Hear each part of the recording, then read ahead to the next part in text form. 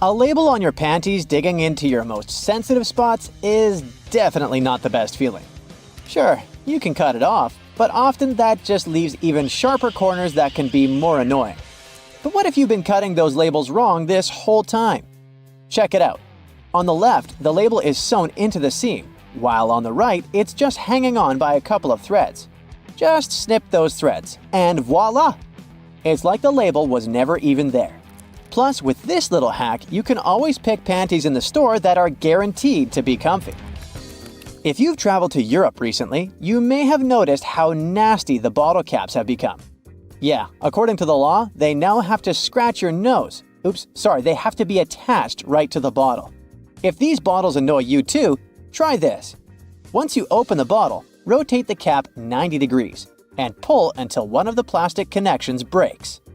And finally, turn the bottle until the cap touches your chin, not your nose, and drink. You've been using the colander in the wrong way all this time. This smart kitchen device has a hidden function. The traditional way of draining noodles involves dumping boiled noodles into a colander, right? But if your colander is about the same size as your pot, try this instead. Place the colander on top of the pot with the noodles, like a lid, and drain the water out. This method is faster and less messy, and it keeps your noodles in the pot where they belong. Toilet plungers and sink plungers are quite different, and the toilet version has a handy rubber flap called a flange that pops out from the cup. This flange fits snugly over toilet drains, giving you strong suction to tackle stubborn clogs. While a sink plunger won't help with toilet troubles, the toilet plunger can work on your sink or tub. Just make sure to keep that flap tucked inside the cup. And don't forget to give it a thorough clean with bleach before switching from toilet to sink use. You definitely don't want to mix things up. If you still work in an office, next time you print out something, make sure to check out this stapler built right into the printer. It can staple all the documents that fit in the slot at the same time. By the way, it's not something new. Such printers have been around since the 90s. Why buy a ruler and spend your hard-earned dollars if you can simply use a dollar bill to measure whatever you want? Only as long as this whatever is somewhere around 6 inches. A dollar bill is just about this size. Even though many people are sure that those tiny holes on the bottom left side of your iPhone are the speaker, they're actually a microphone. And speaking of iPhones, if you've got one of the latest models and your phone is out of juice but there's no socket to be found nearby, here's a nifty trick. Grab a double-ended charger cord and connect it to another iPhone 15. Boom! Your phone gets a little power boost.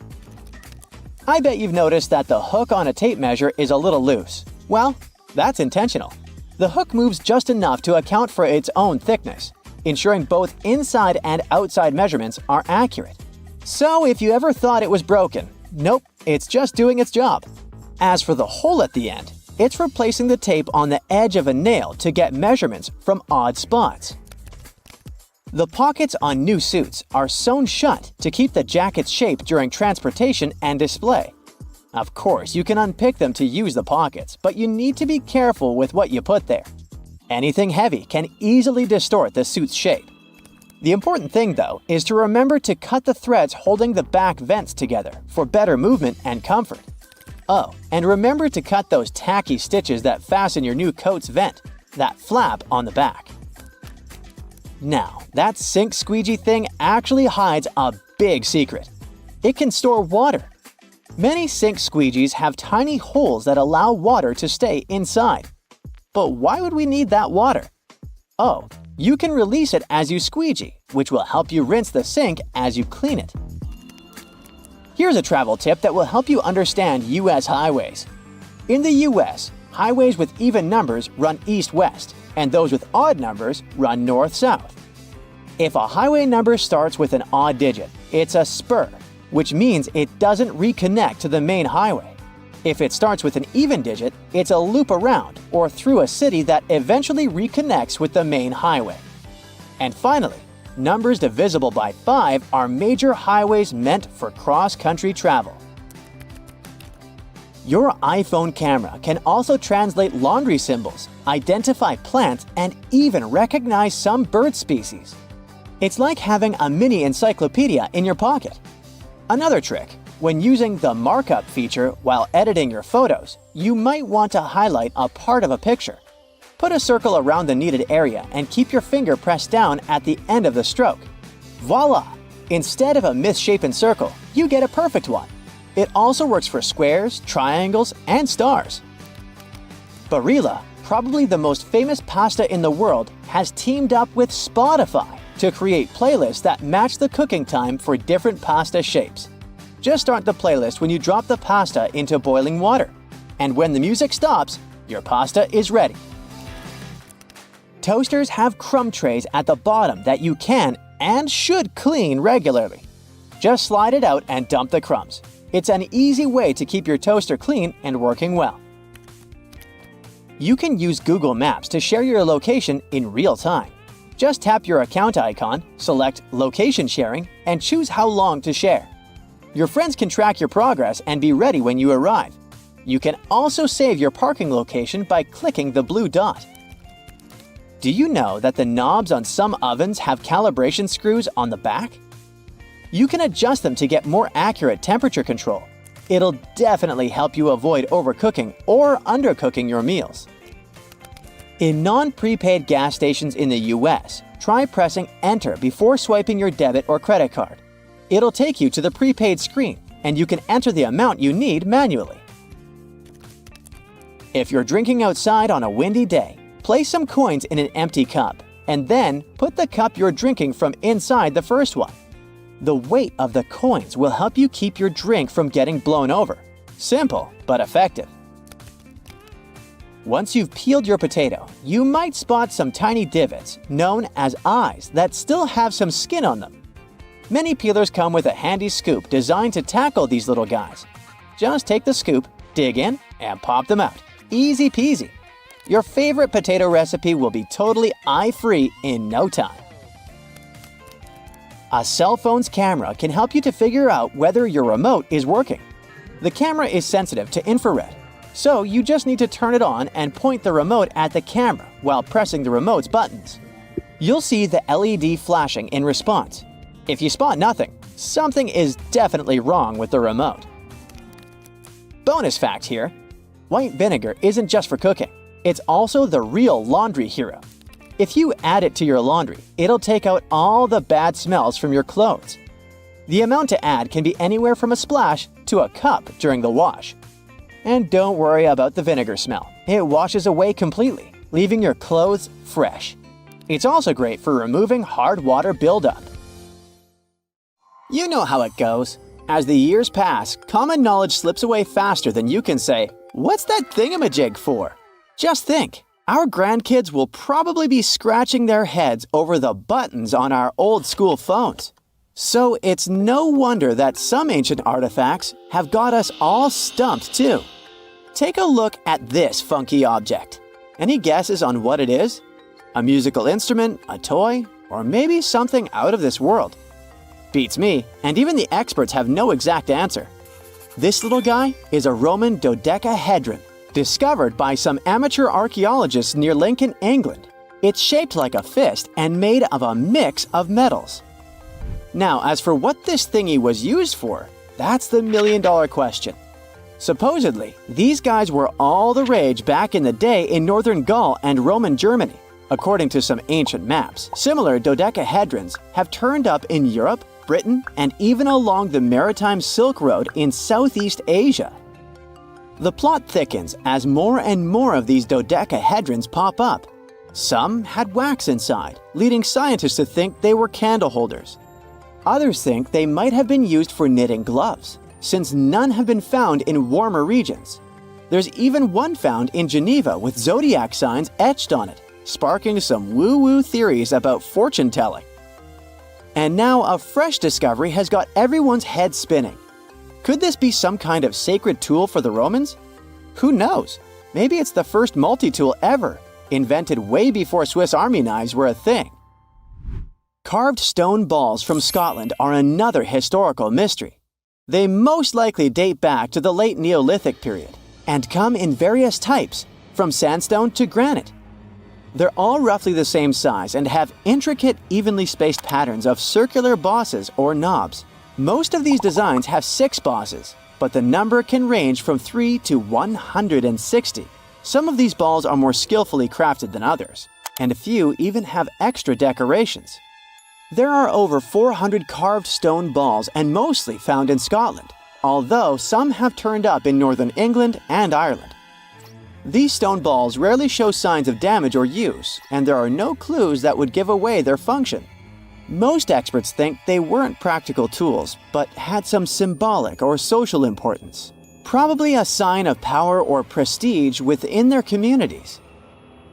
The Folkton drums are the 3 stone cylinders from Neolithic Britain, discovered in the late 19th century in a burial mound in East Yorkshire. Nothing similar has been found anywhere else in the British Isles from any prehistoric period. Each drum is decorated with unique designs covering the sides and domed tops. The decorations are mostly geometric, arranged in panels with stylized human faces peeking out from 2 of the drums. Recent studies of the artifacts using new technologies show that the designs had been carved and recarved over time. A team of experts also analyzed the composition of the drums, and it turns out that they were made from local chalk. In the late Bronze Age in Europe, long before coins became common, finely crafted metal objects served as portable wealth and symbols of high status. Across Europe, archaeologists have found all sorts of artifacts, from gold adornments worn by elites to large bronze cauldrons used in feasts. Beautifully decorated gold rings discovered in Wales are among these items. They're known as lock rings and may have been used to hold hair. Now they're flattened after spending nearly 3,000 years underground. They used to have cone-shaped openings at each end. They were found at different times, but were likely worn as a pair and buried together in a single hoard. Other Roman artifacts made of the copper alloy were first catalogued as lunate pendants. But during a recent re-examination, experts found that these items were actually small mortar and pestle sets, known as cosmetic grinders. They were used to grind minerals for makeup and were specifically designed for applying liner and shadows to the eyes. They were mistaken for pendants because of suspension loops that allowed them to be carried on a cord. These cosmetic sets from the 1st century of the current era were unique to Britain. They prove the influence of imported cosmetics and beauty trends from the Mediterranean and Roman provinces, including Egypt. The Salzburg cube, also known as the wolf's egg iron, was discovered in the late 19th century in Austria. It doesn't really look like a cube, but is more like a rounded object with 2 flat sides. Down the middle, it has a groove, and the surface is covered with pits and craters. Workers accidentally found this artifact when they blew apart a piece of coal. The coal seam it came from is thought to be over 60 million years old. The Salzburg cube moved between museums, mysteriously vanished in the early 20th century, and then showed up again.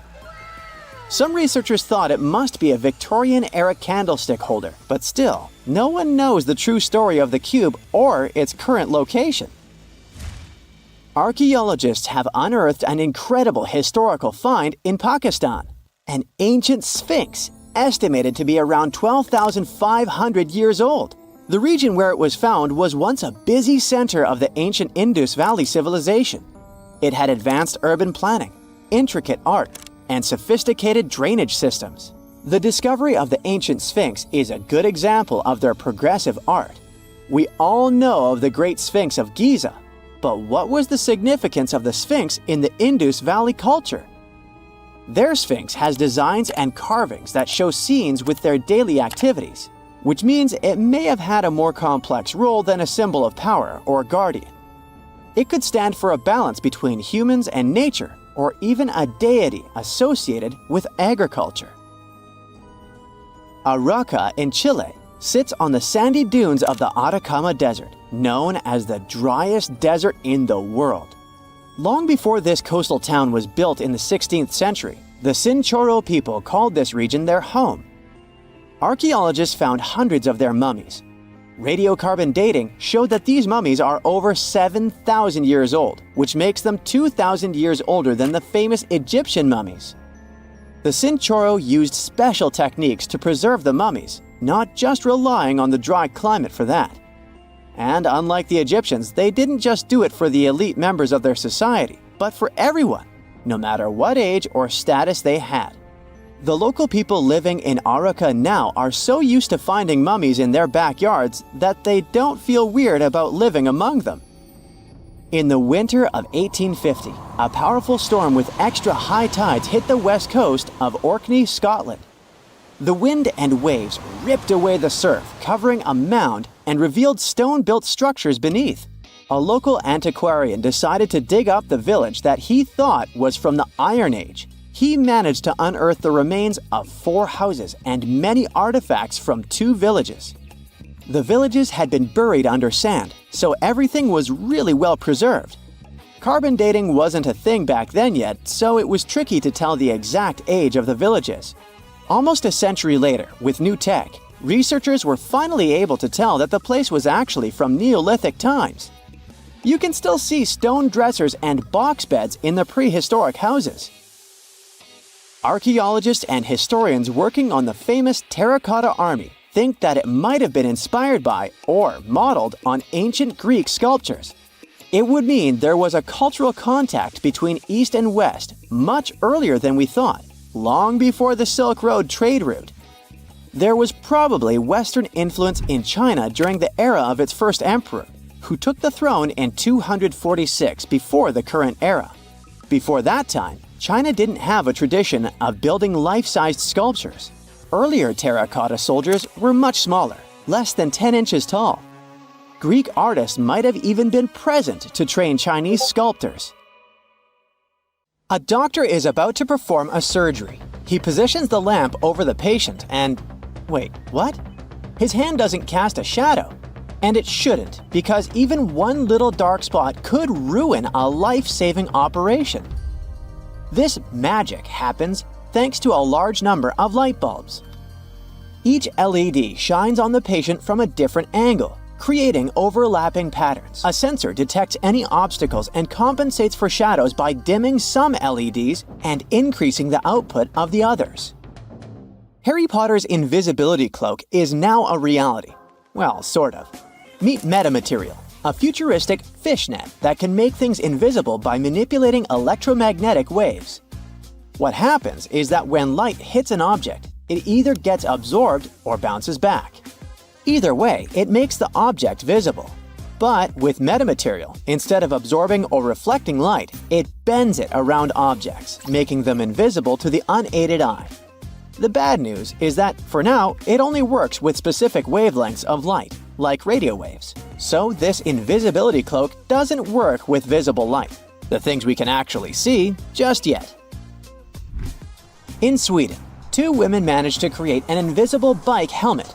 Well, okay, maybe not that invisible since you have to wear this thing around your neck for it to work. This neck piece has a sensor with a special algorithm that can distinguish between regular biking and a crash. So, if a cyclist is wearing this and gets into an accident, the sensor automatically activates and inflates the neck piece with cold helium gas, instantly deploying the helmet that looks like a head airbag. And if you're worried about the helmet tearing after hitting the ground, don't be. It's made of super strong nylon fabric designed to handle pretty much any strong impact. Well, it seems we're not quite masters of invisibility yet, but transparency is a different story. Back in the 90s, a botanist in Germany managed to create a see-through wood. This invention was almost forgotten for decades, but recently, a group of researchers upgraded the material to make it tougher than glass. Regular wood is like a bundle of tiny straws held together by a natural glue called lignin, which gives it strength and color. To make wood transparent, scientists remove or bleach lignin, leaving a white, skeleton-like structure. Then, they fill these cells with a clear substance like epoxy resin, making the wood see-through. But don't worry, you won't be walking into forests full of invisible trees anytime soon. The idea is to use this technology to create things that need to be tough, like windows and smartphone screens. Seeing things that aren't really there, like holograms, is seriously bizarre. This technology is basically like watching 3D images of real objects, but without the need to put on those old-school 3D glasses. To create a hologram of a flower, for example, you start by pointing a laser at a special mirror. This process will split the laser beam into two parts. One part bounces off another mirror, illuminates the flower, and then hits a photographic plate. The other part of the beam bounces off a different mirror and goes straight onto the same photographic plate. When these two beams come together, they make a 3D picture of the flower. So basically, a hologram is an optical illusion of epic proportion. Levitation is probably the greatest magic trick of all time. While magicians typically use optical illusions to make things appear to rise and hover in the air, science can actually achieve it in the real world. A process known as quantum levitation allows materials known as superconductors to float above magnets. You see, these materials naturally repel magnetic fields, but some allow a few magnetic lines to pass through. This creates tiny vortices where magnetic flux can pass, helping the superconductor remain suspended, kind of locked in the middle of the magnetic field, defying gravity. Last year, outfits that changed colors and patterns right before our eyes went viral. This incredible fashion trick was achieved using photochromic materials. When this type of fabric is exposed to sunlight, UV radiation causes electrons to transfer between different states, which alter their optical and electrical properties. In simple words, they change colors. Since natural sunlight intensity varies all the time, the colors of the outfits also shift constantly. Unfortunately, the effect only lasts for about 3 minutes. Sure, you might wear something that changes colors, but would you eat it? I'm not talking about a banana ripening from green to yellow. I'm talking about chameleon, an ice cream made in a lab that tastes like Tutti Frutti and has a superpower. It changes color in your mouth. This treat shifts from lavender blue to pink upon touching your tongue. Although the physicist who invented it is pretty secretive about the recipe, we do know that the magic comes from how the treat reacts to changes in temperature and acids in your mouth.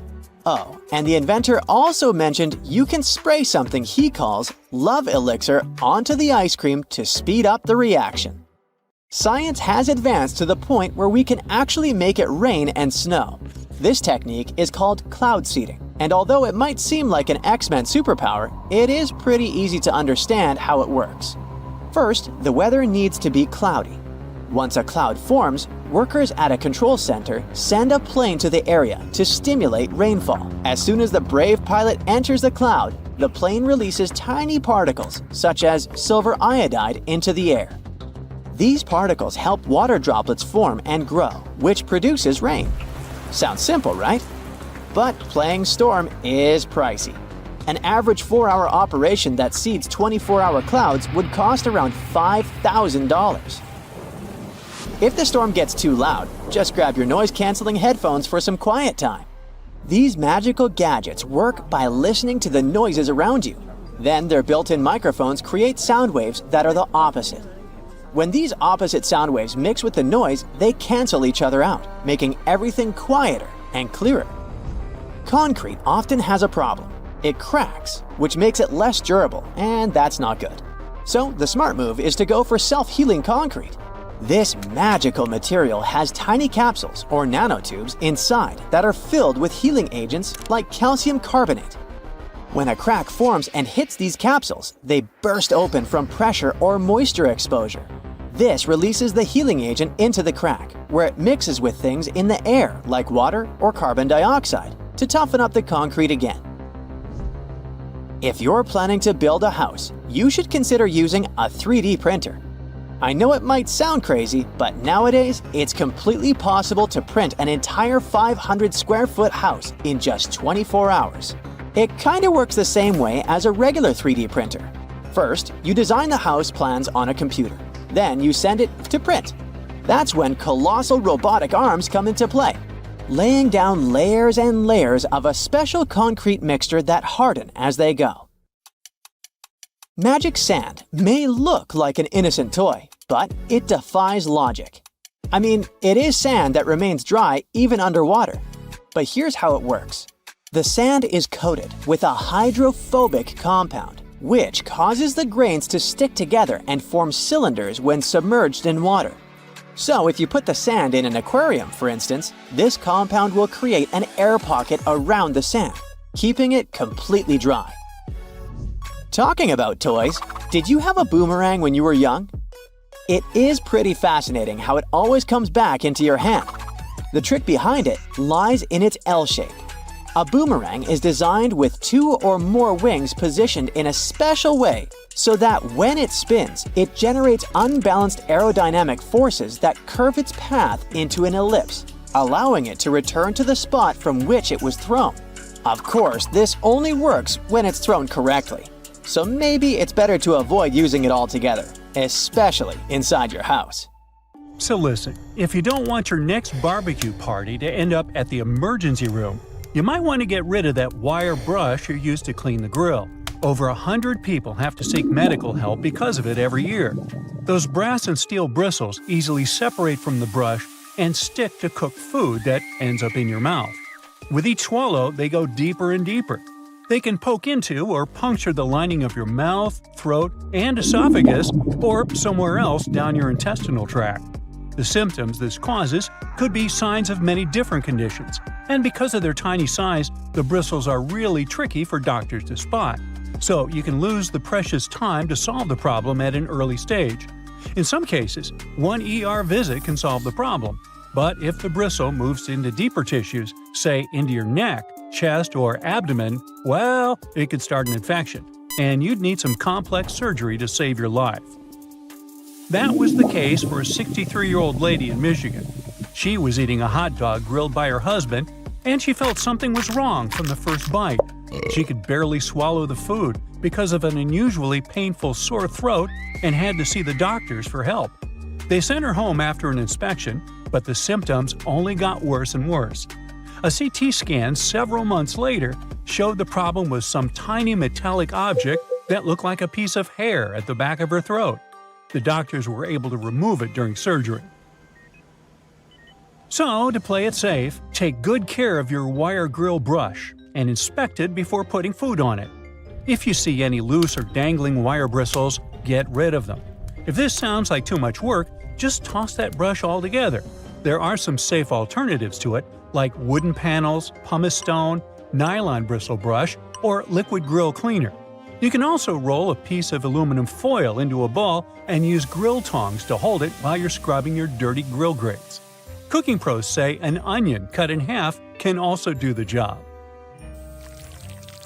The caterpillar that arrived at your barbecue party as an uninvited guest might seem cute and harmless, but not all of them are safe to pick up and play with. There are several types of venomous caterpillars in the US alone that can give you a hard time. Any brightly colored caterpillar that has a spine, bristles, or looks fuzzy could be venomous, and you're better off not touching it. Many caterpillars are equipped with hairs or spines, which are connected to poisonous glands. They often hide on the underside of the leaf, so you could easily miss it. So, when you're doing some work in the garden, it's a good idea to wear gloves and clothes with long sleeves. Your skin will thank you for it. If you get stung by accident, use any sticky tape to remove the hair or spines, and then just wash the affected spot with soap and water. If you plan to go swimming or boating to cool down after the party, remember that algal blooms aren't just a freaky splash of color in the water, but a real problem. They're toxic and can cause a lot of trouble for you and your pets. The symptoms will be less than pleasant, and will involve you spending a great deal of time in the bathroom. Algae bloom means there are plenty of bacteria in the water, so don't swim in it and don't drink the water, no matter how thirsty you are after all the swimming. And if you happen to get some ingested water on your skin, take a long shower with clean water immediately. The media should report cases of dangerous algae blooms in your area, so make sure to check it before you hit the nearest lake. Wild parsnip might not appear in your summer nightmares, but this yellow-flowered plant can do some really mean things to your body. It contains a substance called solerin, And when you accidentally touch it and then enjoy a walk in the sun, the effect it will leave on your skin will be as nasty as the name Sorolin. And you could have dark red or brownish discoloration on your skin for months after your unwanted rendezvous with the plant. It's mostly active and mischievous between May and July, so watch out. Alright, a garden hose must be completely safe as, unlike the grill brush, it doesn't have any small metallic parts, right? Well, when you leave it hanging out in direct sunlight, the water inside can heat up to 120 degrees Fahrenheit. If you spray someone with water this hot, their skin won't love it. It's especially dangerous for youngsters and pets. So, if you see someone blissfully unaware, grab the hose, take it from them by force if needed, and let the water run for a few moments before you let anyone play with the hose. It's for their own good. The intense sun can also heat up all the bad chemicals the hose itself contains, like lead and phthalates. So, check what yours is made of and replace it with a safer version that's labeled lead-free or drinking water safe if you plan to use the water for drinking or playing. And if you already have a safe version, but suddenly smell a terrible odor, it could be the algae and bacteria that just love stagnant water. If it comes into contact with your skin, or you swallow it by accident, you could have some serious health problems. The best you can do is replace the hose. And yes, make sure you keep it in a cool, shaded area and drain it well after every use. Now, you're never too old to love the trampolines, but the trampoline might not love you back and give you a spinal injury or broken bones. Almost 100,000 injuries like this with young users happen every year because they're so easy to fall from or land in the worst possible way during a somersault or a flip. The biggest risk of trampoline trouble is when more than one person is using this fun contraption. Nearly 75% of all accidents with trampolines happen when two jumping youngsters crash into one another. And no, some netting or padding really can't save the day. If you want to keep things safe, make sure there's always only one person at a time on the trampoline. You're going to need to install shock-absorbing pads that completely cover the trampoline's metal frame, springs, and hooks. If you see any signs of the padding getting too old, like tears and fraying, you need to replace it immediately. Make sure the trampoline stands on level ground and isn't too close to other structures and trees. A slide in your backyard, no matter if it's made of metal or plastic, can turn into a frying pan under the sun and can heat up to 189 degrees Fahrenheit. So, before you jump on it or let someone else do it, check the temperature of the whole thing top to bottom.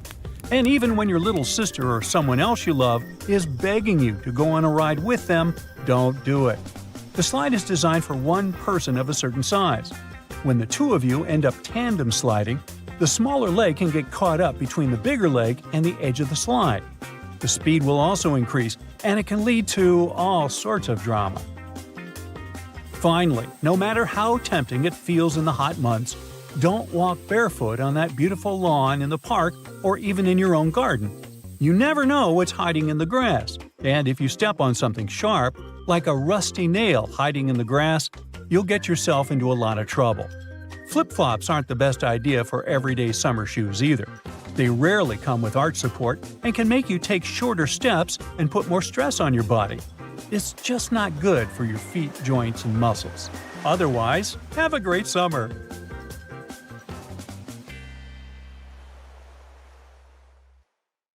Trains used to make people mad. During the Victorian era, there was this rumor that the swaying motion of train carriages made passengers, especially men, go a bit crazy, leading to some strange and dangerous behavior. The so-called railway madness was supposedly triggered by the noise of the train. To make things worse, carriages were locked for privacy reasons back then, so people found themselves stuck in tiny spaces with lunatics who could snap at any moment. If you see someone putting ketchup on some car, it doesn't mean you're witnessing them preparing a prank. It means they're just taking care of their car. Yup, it goes great with hamburgers and hot dogs, but it goes even better with cars since it has ingredients that are good at removing rust. Rust occurs when the metal gets exposed to moisture, oxygen, and heat, and due to weather conditions, it's hard to avoid it. When you leave rust for a longer time and don't deal with it, it will continue to degrade the metal. So, you need to get rid of it before your car becomes physically useless. That's when ketchup comes in. Its key ingredient is tomatoes, and they have many nutrients similar to those you can find in oranges and some other citrus fruits. For instance, citric acid can help you remove rust from metal surfaces since it eats through rust. We're not talking about the cars only. You can use it on metallic kitchenwares, furniture parts, jewelry, and rust spots on generally any metallic item. You can combine it with washing soda. It's not quite effective against rust, but when you combine it with ketchup, it'll do the work. Mix these two and apply them to the rusted area. Leave it like that for about half an hour and wash it with a wet cloth or sponge. You can combine ketchup with salt instead, or just apply a lot of it on the rusty area without using any additional ingredients. Ketchup removes tarnish from brass copper too. Put it on brass hardware on doors and cabinets, or some accessories such as bowls and candlesticks for 10 minutes to make it all shine. And also, you don't put it on meat just because of taste. Ketchup breaks down its fibers, which means it makes it more tender. Locking handles as we know them were only invented relatively recently, in 1878. Before that, people had to get pretty inventive to secure their homes. Most folks used a latch string. They'd make a small hole in the door, thread a leather thong or string through it, and then loop it around a wooden bar. Even after doorknobs were invented, only the wealthy could afford a proper lock and key. Vacuum cleaners had a rough start too. The first one was invented in 1901, but it was so huge that it wouldn't fit inside houses. Instead, vacuuming was offered as a mobile service. The machines were parked outside, and long hoses were fed through the windows. And to get to the client's house, these large cleaning machines were actually pulled by horses. Back in the day, animals even used to pull strollers. Yep, with kids inside. The stroller was first developed in 1733 for the daughters and sons of a British nobleman who might have been a bit too lazy to walk with them every day. So, the first model was basically a shell-shaped basket on wheels that could be pulled by a goat or a small pony. This small chariot was cute, but probably not the safest way to get around. Refrigerators also used to be a bit scary. From the late 1800s until 1929, they used toxic gases like ammonia, methyl chloride, and sulfur dioxide to cool things down. People were so concerned about gas leaks that they began leaving their refrigerators in the backyard instead of keeping them in the kitchen. This danger even inspired Albert Einstein to create a new model. In 1926, Einstein and his former student Leo Szilard invented a refrigerator with no moving parts, using safer, environmentally friendly gases to reduce the risk of toxic leaks. But it had one problem. Einstein's refrigerator was less efficient than existing appliances, so it wasn't commercially appealing. If you ever find yourself casually wandering in the forests of Estonia, don't freak out if you see some giant megaphones. These wooden acoustic giants were set 3 hours away from the country's capital by interior architecture students. That's way cooler than the hamster roller coaster I once built for a science fair, I have to admit.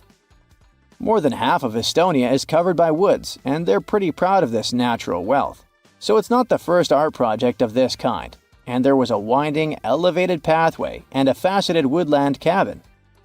The idea of the megaphones is to crank up the natural sounds of a forest and also to serve as a rest spot for hikers. These wooden beauties are large enough to host several people. And hey, if you walk this far into the woodland, you'll be thankful for this. The students were given a task to invent some concepts of a forest library. They built the megaphones off-site and brought them to their permanent spots. They're set in such a way that sounds from 3 directions meet in the center and create a cool, natural surround sound effect. Thankfully, kitchen supplies, including our beloved grills, have come a long way. Back in the 1950s, a metalworker named George Stephen had a brilliant idea while trying to create the perfect steak. Frustrated with flare-ups and uneven cooking, he decided to cut an old ocean buoy in half. This allowed him to control the airflow better, and that's how the Weber Kettle Grill was born, changing backyard barbecues forever. Have you ever used a public bathroom in the summer in your shorts and sandals and got splashed? It happens to the best of us, so no worries. If only there was some solution to this problem. Perhaps a urinal with a small hole so no liquid goes where it shouldn't. Looks pretty yucky and painful to me. An assistant professor at the University of Waterloo, Zhao Pen, and his colleagues came up with a way better solution for this sensitive issue. Their designs were inspired by physics and dogs. When a stream of liquid moves on a solid surface at a shallow angle, the splash is reduced, and the smaller the angle, the fewer splashes you'll see. You can even minimize them to a zero.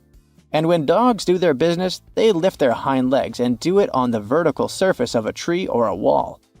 I don't know if they actually care about it, but this does reduce the splash.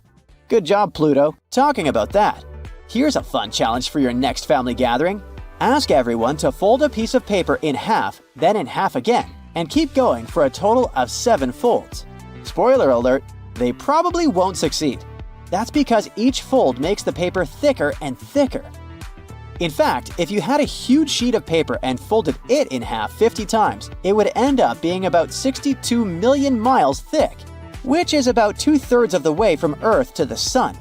So yeah, it's impossible.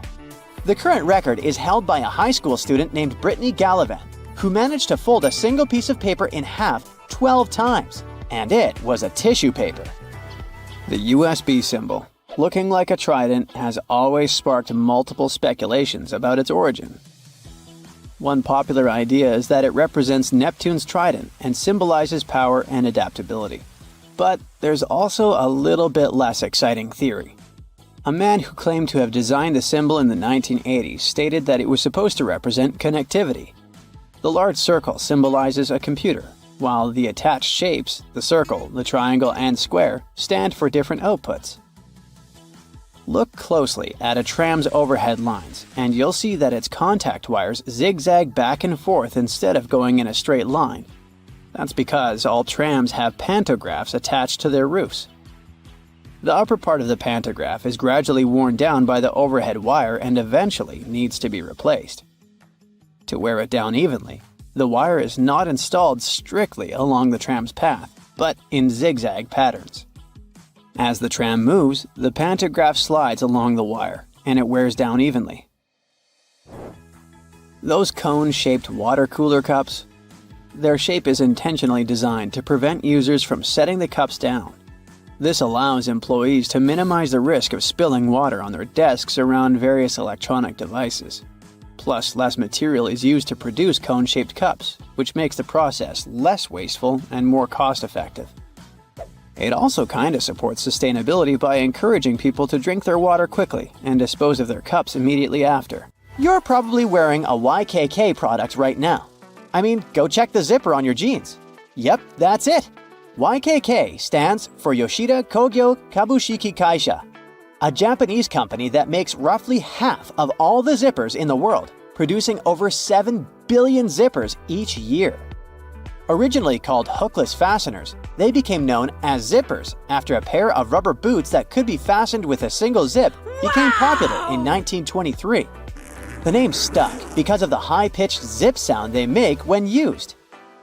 Despite a popular myth, household batteries don't actually contain liquid, and if you accidentally cut them open, no toxic liquid will spill. Most of them are dry cell batteries, which are made of electrochemical cells. Those convert chemical energy into electrical energy. Larger batteries often house numerous small cells within them too. Even Tesla vehicle batteries consist of multiple small cells. When combined, they easily provide the necessary voltage. Did you know that nail polish used to be a status symbol? In ancient Egypt, queens like Nefertiti and Cleopatra were famous for their red nails, while lower-ranking citizens were only allowed to wear pale shades. You'll probably agree that there's no better snack than a pack of chips.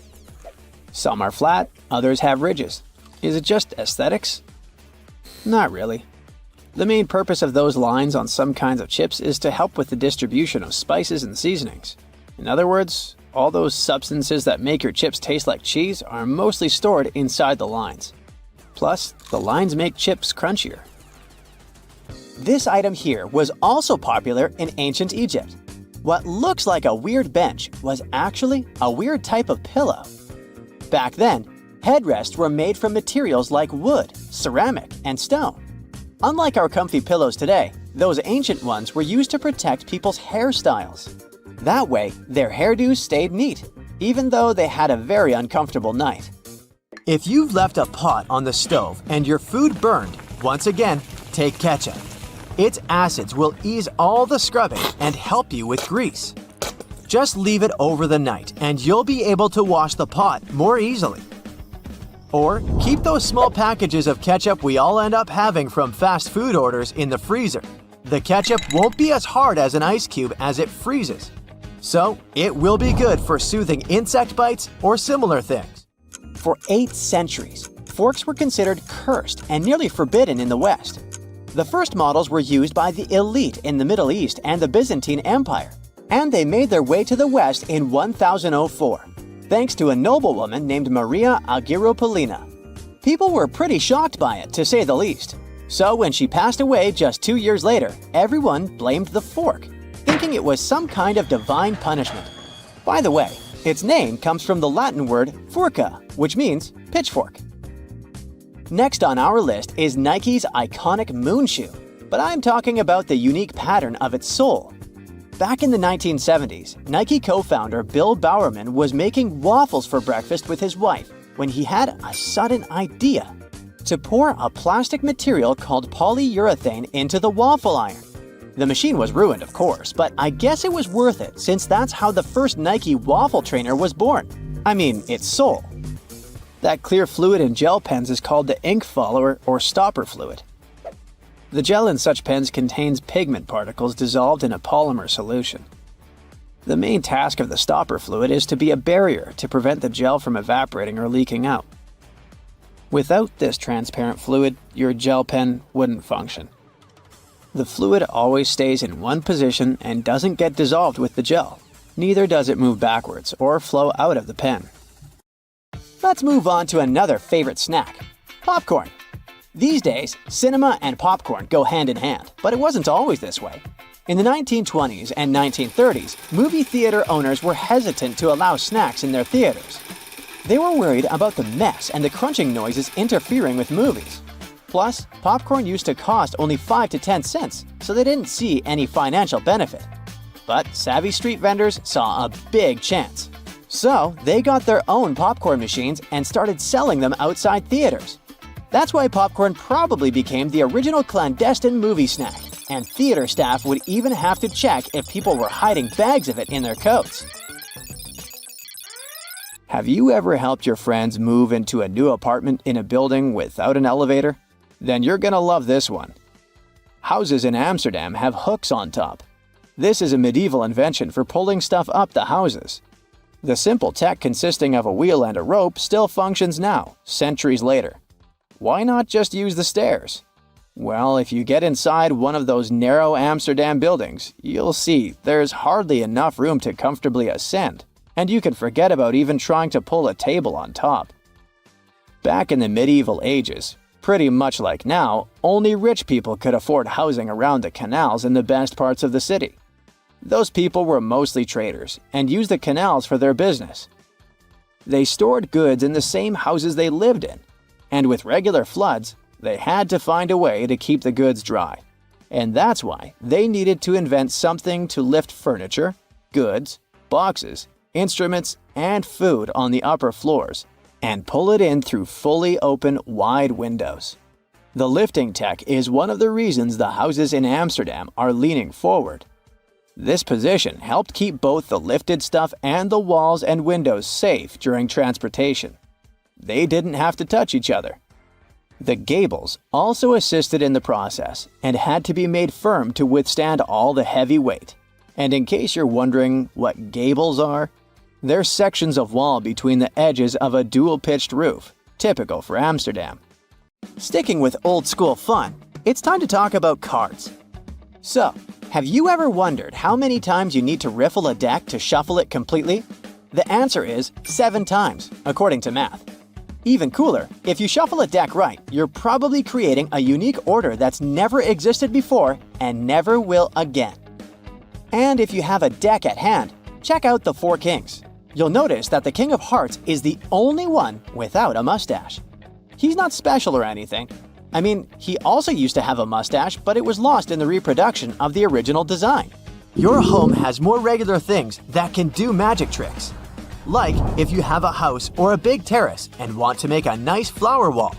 Try old mattress springs. Just hang them on the wall and let your imagination run wild with flowers.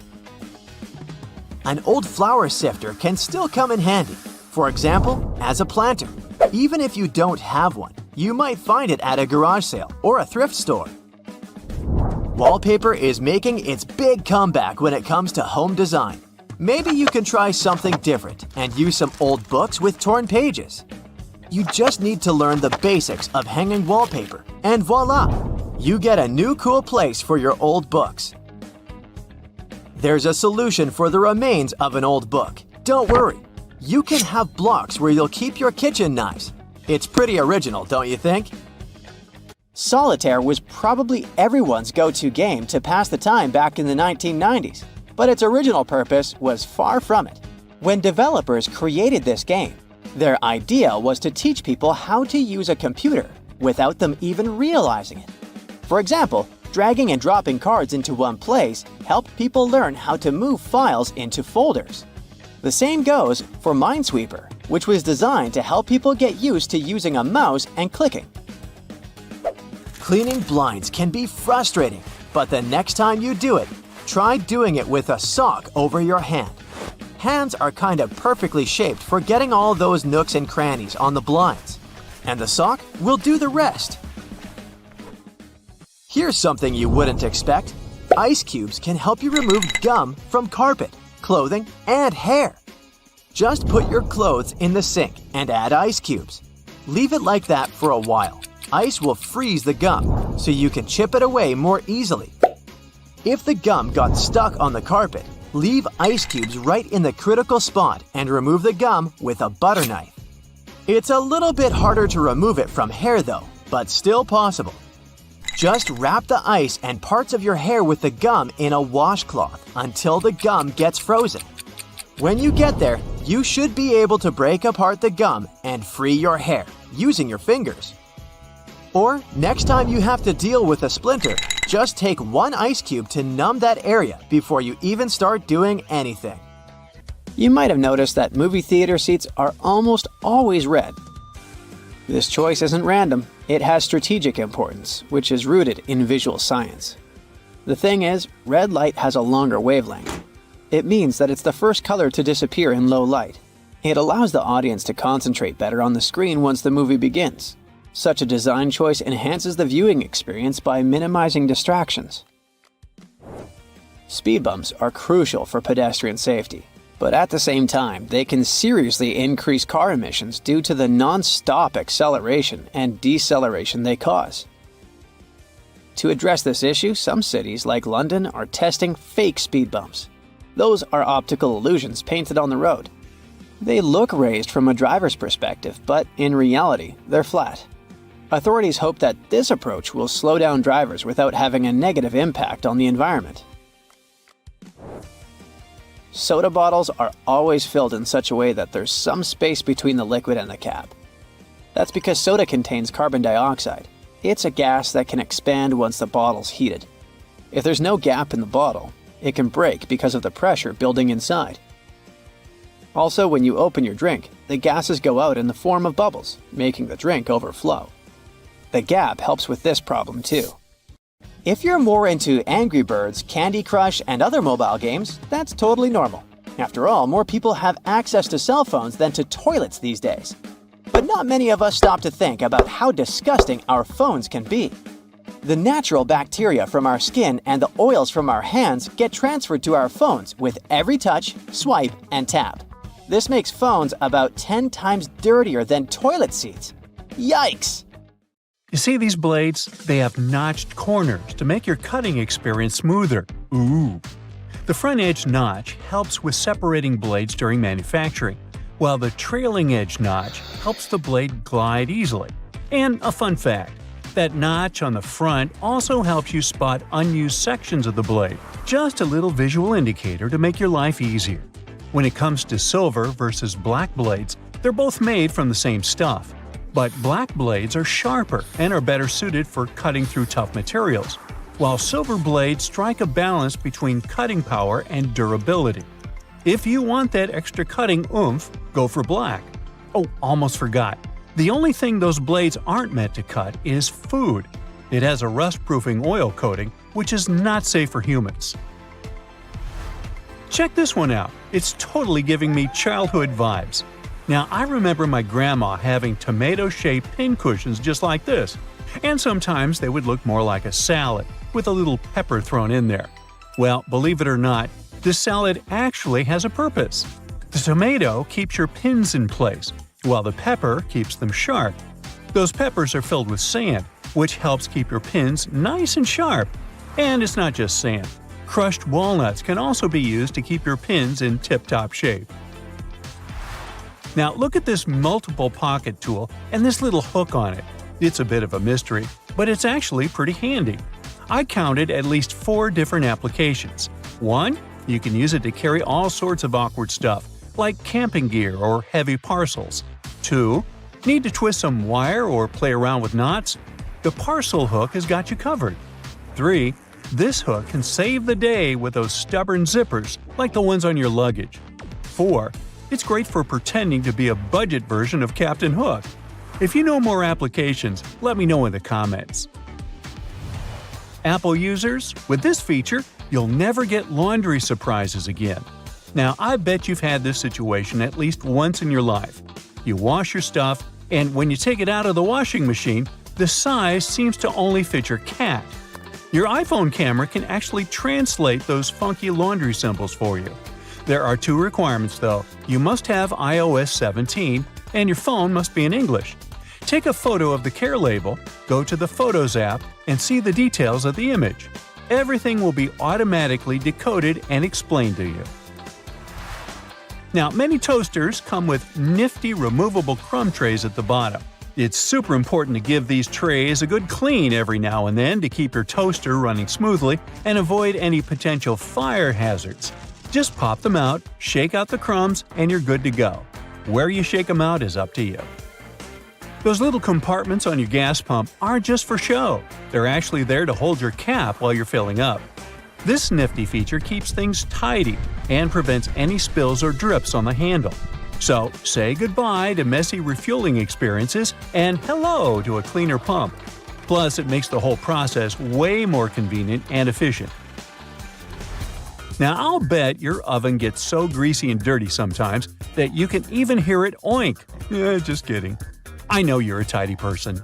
Anyway, if you're looking for a way to bring your kitchen cleaning to a whole new level, here's a tip for you. Most oven doors have handy latches that let you pop the door off for easy cleaning, saving your poor back from the strain. When you're draining noodles or potatoes, there's no need to bother transferring everything to a colander in the sink. Just throw the colander right into the pot, hold it down, and pour the liquid out. It makes life so much easier, especially when you want to save that starchy water for recipes. It's a must for authentic pasta, by the way. So let's say you've snagged this gem at a thrift store a while back for just under $1. It's seen better days, serving as an ashtray, but you decide it's time to give it a new lease on life. Here's the lowdown on how to make it shine again. Mix up a solution of boiling water, baking soda, and table salt in a bowl lined with aluminum foil. Let the piece soak for about 15 minutes and repeat this process 3 times. In between soaks, gently scrub any rough spots with a microfiber cloth. After the final soak, dry the piece off and rub on some toothpaste, baking soda, and peroxide. Buff out any remaining tarnish with a clean, dry microfiber cloth. Rinse it off, and now your piece is practically gleaming like a mirror. These aluminum foil boxes have nifty little tabs on the sides that make it super easy to grab a sheet without any hassle. It's like a fancy little bonus that makes the product a breeze and ensures you'll have a smooth sailing experience every time. Manual can openers often come with a handy built-in feature, also known as a bottle opener. It's like getting two tools in one. But did you know that this bottle opener actually has another useful function? It can help you loosen those stubborn, hard-to-open jars. Simply lift the lid slightly at a couple of points with the bottle opener, and then watch it as it effortlessly twists right off. Yeah! Okay, I just found that, apparently, you're supposed to save the first and last slices of a loaf of sliced bread for last. It's like a bread hack or something. Apparently, those end pieces help keep the rest of the bread fresher for longer, and you shouldn't eat them until you've devoured the rest of the loaf. So, next time you're making a sandwich, save those heel slices for the very end. Even bread eating needs a good strategy. Now look at those blue levers on the top rack of your dishwasher. I was curious about them too, and it turns out they're actually water bottle sprayers. They help to ensure that your bottles get a thorough cleaning and rinse during the wash cycle. Many vegetable peelers have those little scoops on top for taking out the eyes from potatoes. And here's a cool tip. You can actually use vegetable peelers in both directions to peel faster, but most people just stick to one direction. When using yellow mustard, make sure to push the lid of the bottle all the way open until you hear a satisfying click. This way the lid will stay securely in place and won't get in the way when you're dispensing the mustard onto your food. It's a simple step that can make your condiment experience hassle-free and enjoyable. So there. You know that little hole at the end of your pot or pan? Well, it's not just for show. You can actually use it as a handy holder for your forks and spoons.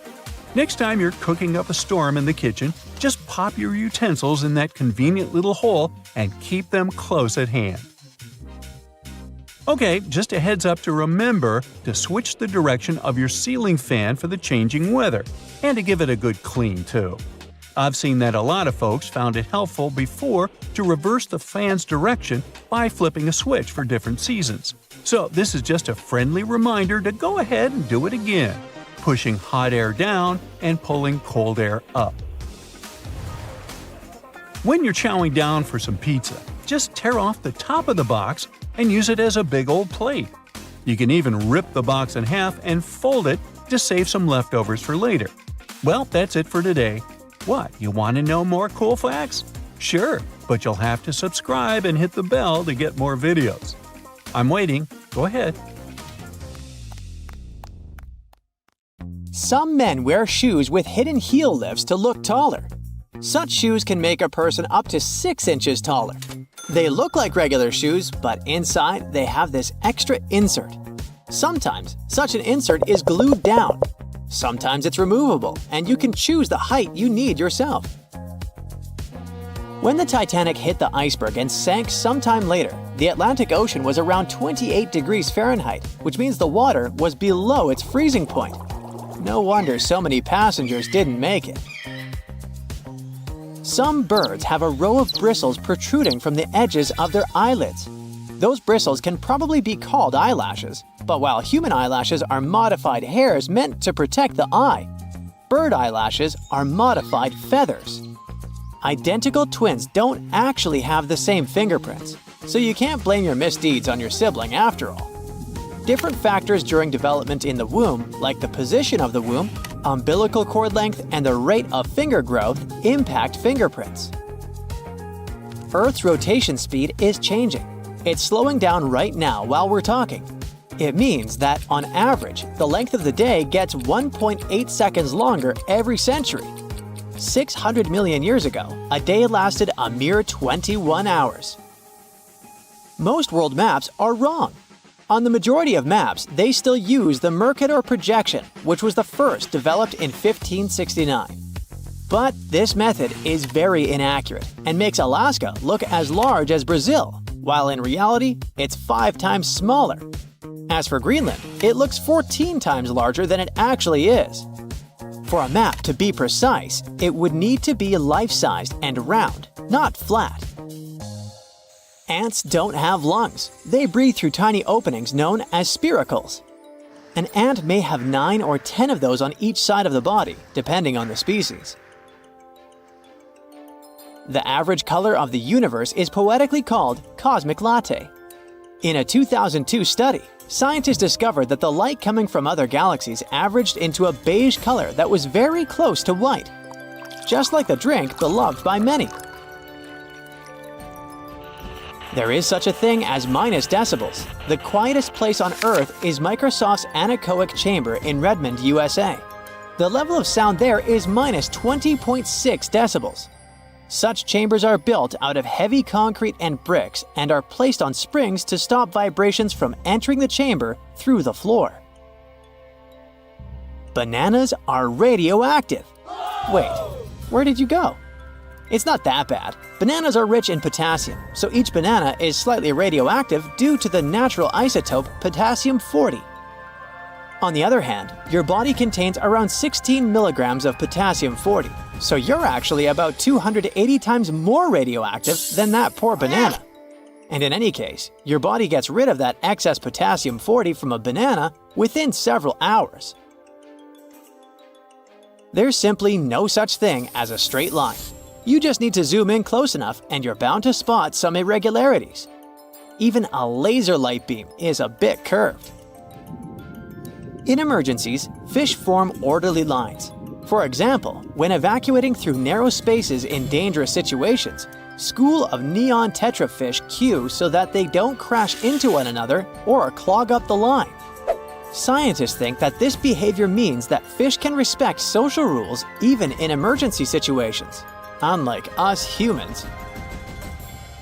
Hippos can't swim. These animals have large bones. These bones are so big and dense that it makes hippos barely buoyant at all. So these animals don't swim. Instead, they perform something like a slow-motion gallop on the riverbed. Hippos can also sleep underwater thanks to a reflex that allows them to rise to the surface, take a breath, and sink back down to the bottom without waking up.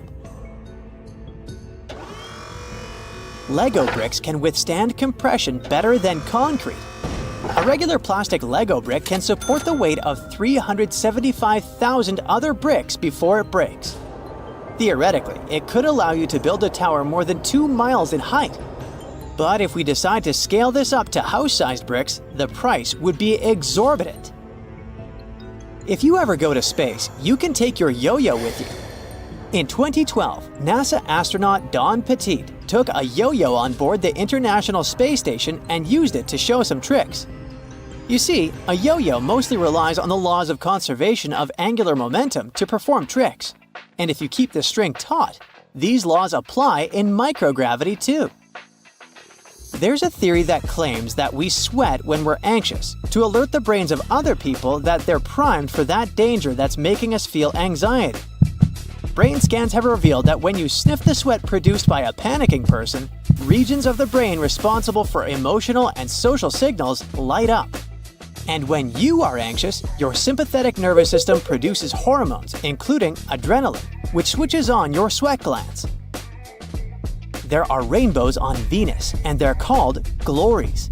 A glory looks like a series of colored concentric rings and is caused by the interference of light waves inside droplets rather than the process of reflection, refraction, and dispersion of light, which produces rainbows.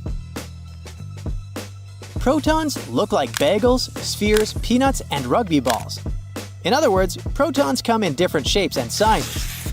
Their appearance changes based on the speed of quarks, smaller particles within them. If you look at the moon while being in the southern hemisphere, it will seem to be upside down, and the man on the moon will look more like a rabbit. You will remember more of your dreams if you sleep badly and wake up many times throughout the night. You're also more likely to remember your dream if someone or something wakes you up in the middle of it. Dogs tilt their heads while listening to people to pinpoint familiar words like walkies more effectively. It also helps them to understand the tone of your voice better. There's also an idea that if a dog doesn't tilt its head often, it's because it relies more on sight and less on sound. Mirrors facing each other won't produce infinite reflections. Each next reflection will be darker than the previous one, and eventually, they will fade into invisibility. Mirrors absorb just a fraction of the energy of the light falling on them, so the total number of reflections mirrors can produce is around several hundred. You can smell ants, since many species of these insects produce strong-smelling chemicals when they feel threatened or angry, or when they're being squished. Trapjaw ants release a chocolatey smell when they're crushed, and citronella ants give off a lemony odor when they're threatened. Giraffes hum when they want to communicate with each other. Researchers think that this low-frequency humming might be a form of contact call between individuals that have been separated from their herd. It can also help giraffes find each other in the dark. But the coolest thing about these magnificent animals? Some scientists think that they could sleep talk too. And a cool bonus story for you, about a marathon runner who took over 50 years to finish the race. Japanese marathoner runner Shizo Kanekuri was selected as one of the 2 athletes that Japan could send to the 1912 Stockholm Olympics. But Kanekuri shockingly disappeared during the marathon race. It turned out that after a rough 18-day-long trip to Stockholm, first by ship and then by train, the man was exhausted. During the race, he stopped running because his condition simply didn't allow him to run further. The athlete stumbled into a nearby garden party where he drank orange juice and stayed for a while to recover. Later, Kanekuri was so embarrassed by his failure that he returned to Japan without notifying anyone, including race officials. So, Swedish authorities considered him missing for 50 years before finding out that he was peacefully living in his home country. In 1967, the athlete was offered the opportunity to finish his run. He accepted. 54 years, 8 months, 6 days, 5 hours, 32 minutes, and 20.3 seconds after he started the race, he completed the marathon. It was a long trip. Along the way, the man got married, had 6 kids, and 10 grandchildren. Fun fact: Olympic synchronized swimmers, now renamed artistic swimmers, don't usually wear swim caps. When they compete, they put Knox gelatin in their hair. The result resembles unflavored Jell-O. Athletes mix the gelatin with water and it turns into a gooey mixture. After that, they comb and brush the substance into their hair, pull it into a bun, and put a headpiece over it. When it all dries, it becomes really hard, and swimmers' hair doesn't fall out when they swim. They often add glitter and other decorations to make their hairstyles even more exciting. The blanket octopus is called this way because of the females of the species. They're supersized and rarely seen. They have a long, fleshy cape which encloses their tentacles. Female octopuses are large, up to 6.5 feet in length. Thanks to this cape, they look even larger and much more intimidating to potential predators. But the coolest thing about these creatures is that the male blanket octopus grows to be a mere 1 inch in length, which is smaller than a walnut. This makes the blanket octopus a species with the largest gender size difference in the entire animal kingdom. Red Bull has published a video showing the so-called world's fastest camera drone following a racing car around Silverstone's Grand Prix circuit. The Dutch Drone Gods are a company that custom-built the manually piloted drone designed specifically for keeping up with cars moving at speeds of over 186 miles per hour. It took more than a year for Red Bull and the Dutch Drone Gods to create a drone that could accelerate twice as fast as a Formula One car, reaching this breakneck speed in just 4 seconds. The drone's top speed is almost 220 miles per hour. Recently, scientists have concluded that water might not be wet. You see, wetness is usually defined as a liquid's ability to maintain contact with a solid surface. It means that the water itself isn't wet, but it can make other objects wet. Okay. Wow. The Maldives' 1,000 rupiah banknote has captured the attention of people from all over the world and received a lot of praise for its stunning design. The note features the striped pattern of a skin of a majestic whale shark and a green sea turtle against a vibrant blue backdrop. It's already been called the prettiest currency in the world. Now, wearing a tie might be more dangerous than you think. It can reduce blood flow to the brain by 7.5%, making you dizzy and nauseous and causing headaches. Ties can also increase the pressure in your eyes if it's too tight. Plus, they're great at transporting germs. Gotta think again whether following that dress code is so necessary. A young girl from Washington broke a Guinness World Record by putting on 45 sweaters at a local library. Sophia Hayden pulled on each sweater individually all the way down to her waist before moving on to the next one. It was done to comply with Guinness World Record rules.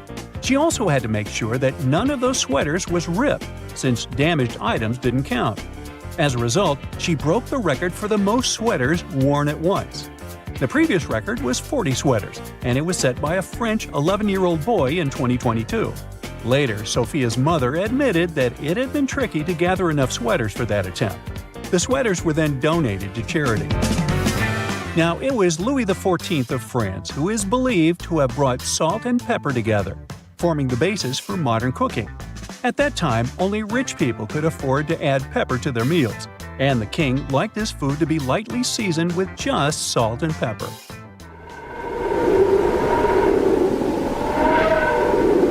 Our sun produces a sound, but sadly, we can't hear it. It's emitted in the form of pressure waves, and their wavelength is measured in hundreds of miles. It means they're far beyond the range of human hearing. Now, while we're on the topic of space, let's discuss the fact that our solar system has a wall surrounding it. Well, kind of. It's called the heliopause, and it's the region of space where solar wind isn't hot enough to push back the wind of particles coming from distant stars. That's why this region is often considered the boundary between the solar system and interstellar space. Another space fact for you: comets smell like rotten eggs. I know, ew. Other smells that might surround them are those of burning matches and even almonds. That's because of the traces of hydrogen sulfide, ammonia, sulfur dioxide, and hydrogen cyanide found in the makeup of some comets. In 2016, promotional postcards were even made, carrying the pungent scent of a comet. Now, in any career field, the average worker is productive for around 60% of their working time each day. But if we talk about office workers, this percentage drops drastically. One study determined that the average office worker is productive for a mere 2 hours and 23 minutes per day. The thing is, employees are interrupted in general every 3 minutes and 5 seconds. And it takes people a whopping 23 minutes to get refocused after an interruption. It means that employees get 3 minutes of work done for every 26 minutes they spend at their workplace. Unbelievable. No wonder that statistically, people working remotely are much more productive. Scottish soccer team Inverness Caledonian Thistle Football Club is known for using cameras with AI ball tracking to live stream their matches on YouTube. Well, once, in the 2020 match against our United to be precise, when a camera repeatedly tracked an official's bald head, mistaking it for the soccer ball. Uh-oh, what a blunder. Now, speaking of sports, football teams wearing red kits reportedly play better. Accordingly, the color of your attire affects not only how you're perceived by others, but also how you feel. A review of football matches in the past 55 years has shown that teams wearing red consistently play better in home matches than teams dressed in any other color. One more awesome story connected to sports. In order to draw some of the most wanted criminals out of hiding, the U.S. Marshals Service once came up with an offer crooks couldn't resist. They invited them to the Super Bowl. In December 1985, more than 100 people came to the Washington Convention Center after receiving a letter informing them that they had won tickets to the largest sporting event in the country. According to the invites, they had been selected randomly from a clearinghouse list of D.C. residents and were supposed to receive 2 tickets to the Redskins vs. Bengals game that day. But to get in, they had to come to a pre-game party to collect their tickets. And guess what? The plan worked like a charm. Over 100 criminals were arrested, which made Operation Flagship one of the most successful in U.S. police history. Now moving on. Your brain is eating itself non-stop. Wait, don't panic yet. It's a totally normal process known as phagocytosis. During this process, cells envelop and consume smaller cells or molecules to remove them from the system. Luckily, phagocytosis isn't harmful. It actually helps preserve your gray matter, keeping it in top shape. Boy, I could use more of that. Giraffes are 30 times more likely to get hit by lightning than people. Between 1996 and 2010, there were just 5 documented lightning strikes on giraffes that ended tragically.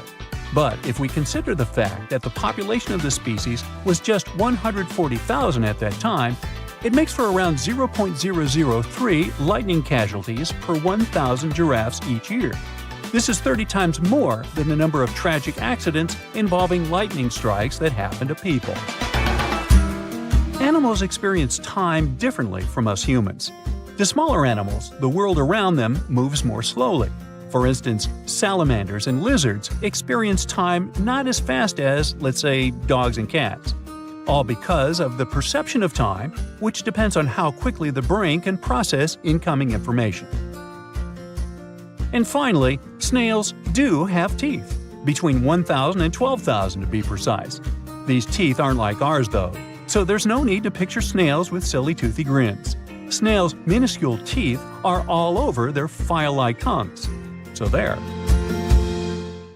You're shopping for a bike and the friendly salesperson offers you to test the prototype for a new model using new technology straight out of space. It turns out you're already using some interstellar inventions on a daily basis.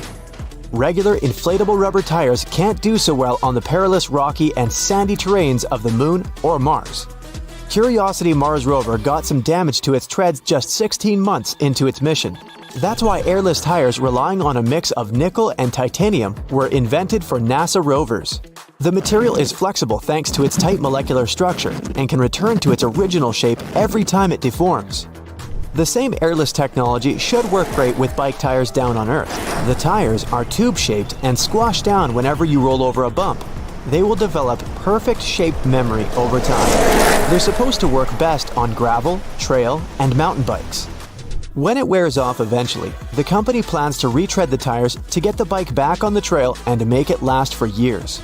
The previous airless tire models were made of patented foam, supposed to last for up to 5,000 miles. They didn't take off because they made the bike too heavy. The new model is supposed to solve that problem and give the world innovative, lightweight, and durable tires.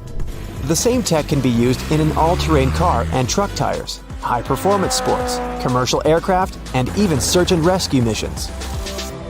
You gotta thank NASA for that comfy memory foam mattress you're using every night. Back in 1966, the original idea behind memory foam was to customize seats for astronauts to somehow ease the effects of G-force on takeoff and landing. It would be too impractical to create a custom seat for every flight, so memory foam became a perfect solution. It easily adjusted to an astronaut's body shape and went back into a rest state when not in use. Memory foam became available to the general public in the early 1980s and is now used in products from mattresses and pillows to amusement park rides, horseback saddles, and football helmet liners. Lenses used to be made of ground and polished glass. In 1972, a new regulation made their manufacturers turn to plastic to make them shatter-resistant. The new lenses were too prone to scratching, so NASA's invention of a diamond hard coating for astronaut helmets and other plastic aerospace equipment came in handy. The new tech was further developed and used for the production of scratch-resistant plastics. It's now used in most sunglasses, prescription lenses, and safety lenses in the US and around the world. The next time you clean your car's interior with a dustbuster, remember, you gotta thank NASA and their Apollo space mission for it. They wanted to come up with some portable self-contained drill to extract samples from below the moon's surface. They developed a computer program to produce optimal motor power and minimize power consumption. This program was later adapted and used to create a whole series of useful battery-powered home devices. The most famous of them was the cordless miniature vacuum cleaner under the original name of Dustbuster. In case you didn't trust the name, space blankets are indeed a product of NASA research. They're lightweight, usually gold or silver in color, and capable of reflecting up to 97% of radiated heat. That's just what you need to reduce heat loss from the body and stay warm and comfy in space. The material was originally designed for the exterior surfaces of spacecraft. Now you can see marathon runners at the end of the race wrapping themselves in those blankets to regulate body temperature. It normally drops right after you stop running. Another NASA invention is insulation called radiant barrier, made from aluminized polyester. It was designed to survive in wildly cold space temperatures and is now used in most home insulation. Freeze-drying tech for food was not created but greatly improved by NASA to pack more snacks on long Apollo missions. The idea is to cook food, then freeze it under low pressure, and then slowly heat it in a vacuum chamber to remove ice crystals. To bring it back to normal, you just have to add water. Thanks to this tech, food maintains 98% of its nutritional value with only 20% of its original weight. It's a great help for backpackers, disaster relief programs, and anyone who needs to pack light and still get proper nutrition. The infrared thermometer that lets us check temperature from a distance was developed with the support of NASA as well. It measures thermal radiation emitted by your eardrum a lot like they measure the temperature of stars and planets. Each device has a lens that focuses light from the object onto a special detector that converts radiation into an electrical signal and then into temperature you can see on a display. It's used for many purposes, from monitoring hotspot temperatures in mechanical and electrical systems to checking the temperature of visitors in public spaces. In the early 1960s, headsets for airline pilots used to be really bulky. They often used handheld mics to communicate. NASA needed a more reliable and lightweight technology for their missions to ensure communication, especially in case of emergencies. They got in touch with the pilots. Just 11 days later, the team came up with a microphone headset unit that could be used by astronauts to communicate with one another and with Earth. The headset was later improved and used for Mercury and Apollo missions. The world was able to hear Neil Armstrong's most famous phrase as he landed on the moon, thanks to that wireless headset. You gotta thank NASA for the improved version you use today. The idea behind LED technology dates back to the late 1980s. Back then, NASA was looking for a way to grow plants in space. They tested the tech using wheat and just red LEDs. It wasn't a success at first, but they solved the problem using blue fluorescent lights. The technology was developed and used in many medical devices and everyday items like electricity-saving LED bulbs. These days, they're way more efficient than their ancestors. Every time you take a selfie with your friends, you're using the tech that originated from the one for interplanetary missions cameras.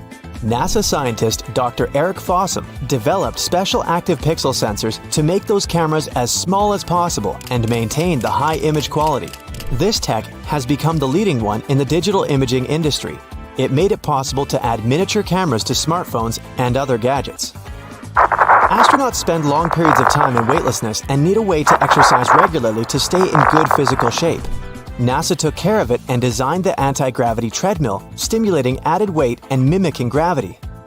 On Earth, the same method helps to lighten the load on your legs as you're working out. This tech is used by professional athletes and people trying to get back on their feet. You gotta thank NASA for your favorite pair of athletic shoes.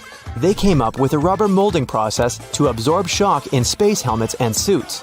The same idea was applied to athletic footwear and opened up new possibilities for professional sportsmen. And they're just way comfier for everyday use. The computer mouse was invented as part of a huge project aimed at augmenting human intellect. The inventors came to NASA in 1966 to test the mouse. It turned out the mouse was better and faster at manipulating objects on the screen than other gadgets like the light pen. The first mouse came with a cord in the front, but they moved it to the back to get it out of the way. The first patent for something that looked and worked like a joystick was filed in 1923. But it was NASA who made it something widely used. Astronauts in bulky suits needed a steering mechanism that would work with one gloved hand. The joystick was the best choice that spread to training simulators for astronauts and home computers. Invisible braces are a product of Ceradyne and NASA's Advanced Ceramics Research Program.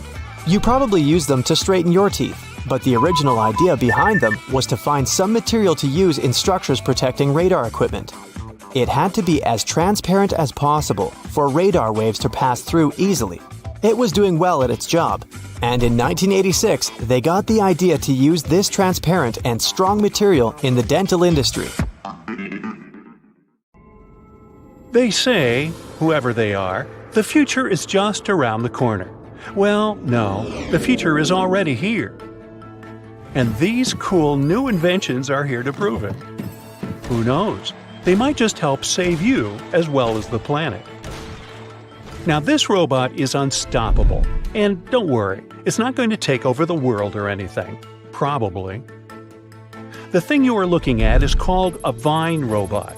What distinguishes it from other soft robots is that it's super tenacious when it comes to making it through difficult terrains and tight spaces, which makes it appropriate for missions like search and rescue.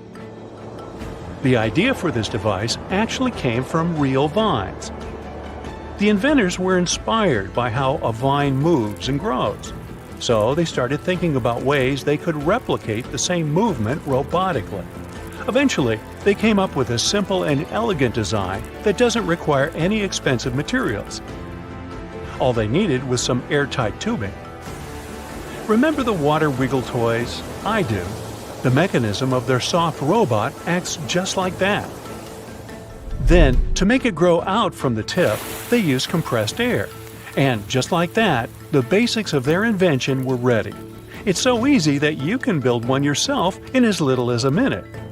Aside from being easy to replicate, their design comes with other advantages as well. It can enter gaps 1/4 of its original size. Sticky surfaces and sharp objects don't really affect it as long as the air pressure is continued to be applied. The inventors, of course, have upgraded their design and created different versions so that the robot will be able to perform various tasks. For example, they added a camera to the robot's tip, which made it ideal for things like archaeology. And the robot was even taken to the Andes Mountains of Peru to investigate some very narrow shafts underneath an archaeological site, and was able to explore 3 of the tunnels successfully. However, the use of vine robots will not be limited to underground. It might be possible to use them for space exploration as well. When blown into something like sand, compressed air fluidizes. In return, this allows the vine robot to burrow into granular materials. So, NASA can use it to study the surfaces of other planets. But it has one more application.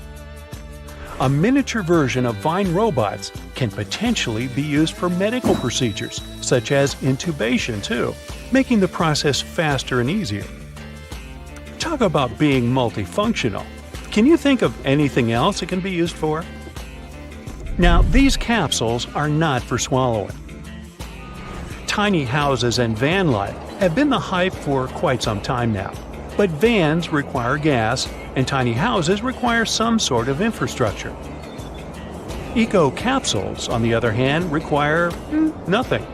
These egg-shaped micro-units are 100% self-sustainable living pods that give you the freedom to place them wherever you like and to live off-grid without causing any harm to nature. If all non-renewable energy sources were to end today, you could still be able to live the life you're used to in the eco-capsules for up to several months. So, no need to go all survivor mode immediately. Eco-capsules can also be used as scientific research stations or even remote hotel rooms. They are 88 square feet and are equipped with a smart home system. They come with sleeping space for 2, a kitchenette, shower and toilet, storage space, and even electrical outlets.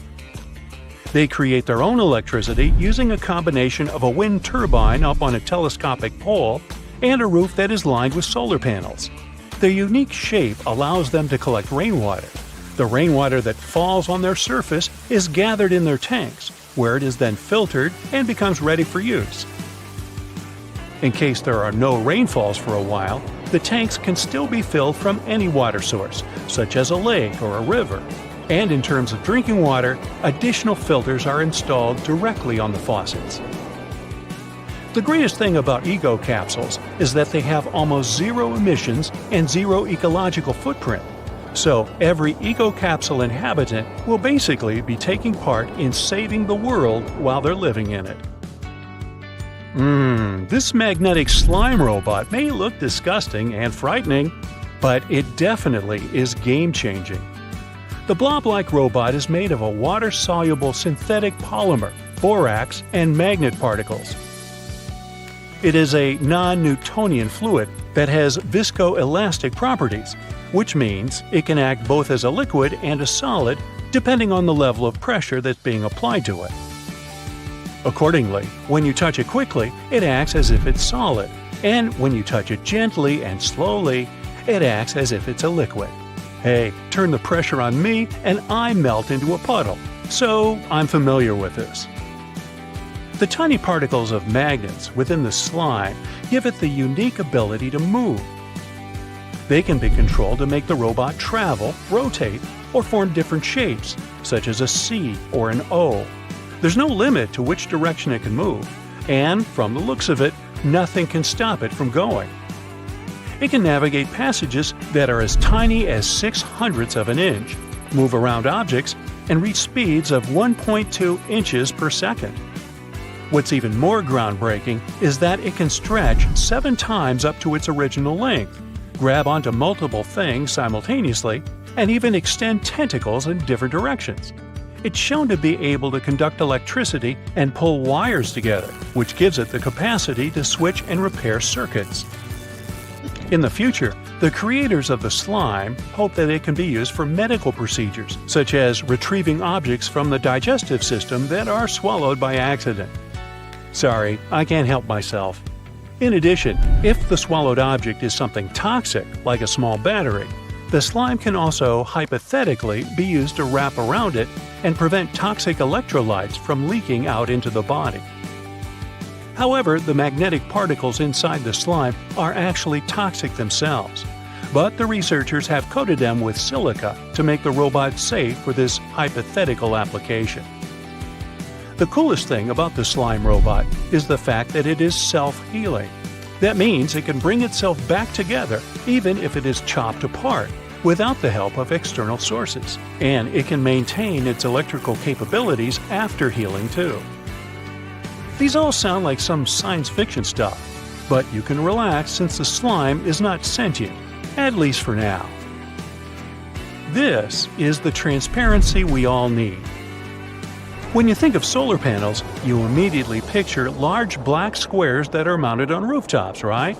Well, transparent solar panels are here to change that. Solar panels create energy by absorbing sunlight and converting it into electricity. If the material they are made of is transparent, that means the light will completely pass through them. Accordingly, a transparent solar panel used to be something of a contradictory idea. However, in 2014, scientists from Michigan State University were able to come up with a solution to this contradiction and develop a fully transparent luminescent solar collector that can turn any glass sheet or window into a solar cell. These transparent solar concentrators are composed of clear organic salts. They capture the wavelengths of the solar spectrum that are not visible to the human eye, like the ultraviolet and infrared, while allowing the normal visible light to pass through. These captured wavelengths are then guided to the edges of the cell, where thin strips of conventional solar cells convert them into electricity. The researchers are hoping to make solar energy affordable, therefore widespread. So much so that they are also looking into using transparent solar cells as screens for smartphones or tablets. No more rushing to the charger once you see the 1% on the battery symbol. It's expected that the transparent solar cells will be able to deliver a 10% efficiency once mass production begins. This doesn't appear to be much, but if these panels can be implemented on every window of every home or office building, imagine. They can for sure help to change the future. It's breakfast, and you crack open a hard-boiled egg. You find that it's green. Looks disgusting. Well, it looks like you cooked it for too long. This happened because of the thin sulfur layer in the whites and iron in the yolk. Though the mixture of these chemicals is black, it's such a thin layer mixed into the yellow yolk that it turns green. But don't fear, these strange green eggs, they're completely safe to eat. While sitting for a photo, it would be weird to say anything other than cheese to get that perfect smile. But in the 19th century, it was different. Photographers would ask their subjects to say prune instead. The reason was to obtain that thin, duck-like expression. It was considered a prim and proper way to present a photograph. Strawberries aren't even considered a berry and are more of a false fruit, further identified as multiple fruit. What we believe is that the tiny little brown or white things are seeds, but they're actually individual fruits attached to its flesh. But how did this mistake start in the first place? Well, the confusion began hundreds of years ago when it was first named. However, this was a long time before botanists were even around to help clarify this mistake. Sci-fi films are often inspired by real-life space exploration, but there's one thing that NASA implemented after watching a sci-fi movie. A 1929 flick, Woman in the Moon, introduced a countdown that built up anticipation. NASA found this helpful and started using it in 1969. Not only is it an exciting moment, but it does also have a practical use. It helps the massive team behind each launch ensure they're synchronized perfectly down to the last second. This one might change your appetite the next time you see a juicy apple. Usually picked around August to November, the shiny supermarket apples are covered in hot wax, then hot air dried and sent into cold storage. Before they arrive at the supermarket looking fresh, they've been in storage for anywhere between 6 to 12 months. I bet you can't do this. Try and hum while closing your nose. No noise came out, right? Without an exit for air, it's physically impossible to make any noise. The world's largest national park in Greenland covers a staggering 375,000 square miles. That's twice the size of California. But although it's huge, there are only up to 40 permanent residents in this massive area, making it one of the most isolated places on Earth. Issues with bad breath? Gum is the typical choice, but other things are just as effective. Cucumber is a great natural solution and a more efficient one. Working similarly to gum, it helps stimulate saliva production, but what makes it different from other odor defeaters is its water content. Washing away any unwanted pieces of food still remaining also helps to avoid a dry mouth, which causes odors. You would think that Z would be the last letter put into the alphabet, but it was actually J. Long ago in 1524, an Italian grammarian wanted to identify a way to separate I and J. Together, they were a vowel, and J was then used as a consonant that sounded like Y. It wasn't until 1633 when an English grammar book explained the proper use of J, and it was entered into the alphabet in the way we use it today. The first vacuum cleaner was invented in 1901, the size of a Winnebago, and it took 4 people to operate it. A petrol engine used to supply power also required a horse to move it around. I would suppose that it was mainly used for cleaning up after the horse in the end. It wasn't long after that they found easier ways to clean the house, and in 1910 the first handheld vacuum was invented. If you've been told that you sweat like a pig, there is no need to be offended. It's actually more of a compliment, as pigs don't sweat. All swine are born without sweat glands, and the only way to cool off is to find a nice puddle, or more famously, some mud. Umbrellas were invented around 4,000 years ago, and were only socially acceptable for women to use them. Their original purpose was to keep the sun out of your eyes and as a fashion accessory. It wasn't until the mid-18th century that men were allowed to use them. And the modern, water-resistant version we use today was made. And most importantly, the very first dog umbrella was invented in 1965. Dentists can be very strict on what sweets you eat, so you would be amazed to learn that cotton candy was invented by a dentist. John C. Wharton, a dentist and confectioner, wanted to give his clients a treat every visit.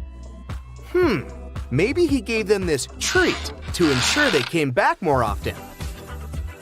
If we could theoretically build a highway to outer space and could adjust the effects of gravity, it would only take you an hour to drive to space if you drove at 60 miles per hour.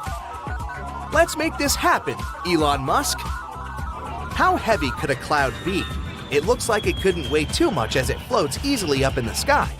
But a cloud could weigh anywhere up to 1 million pounds. That massive cloud is able to float above you because the air's lighter up there and less dense than dry air below.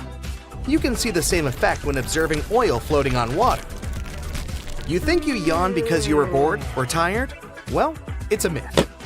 You yawn more often later in the day, but it's just your body helping you remain alert.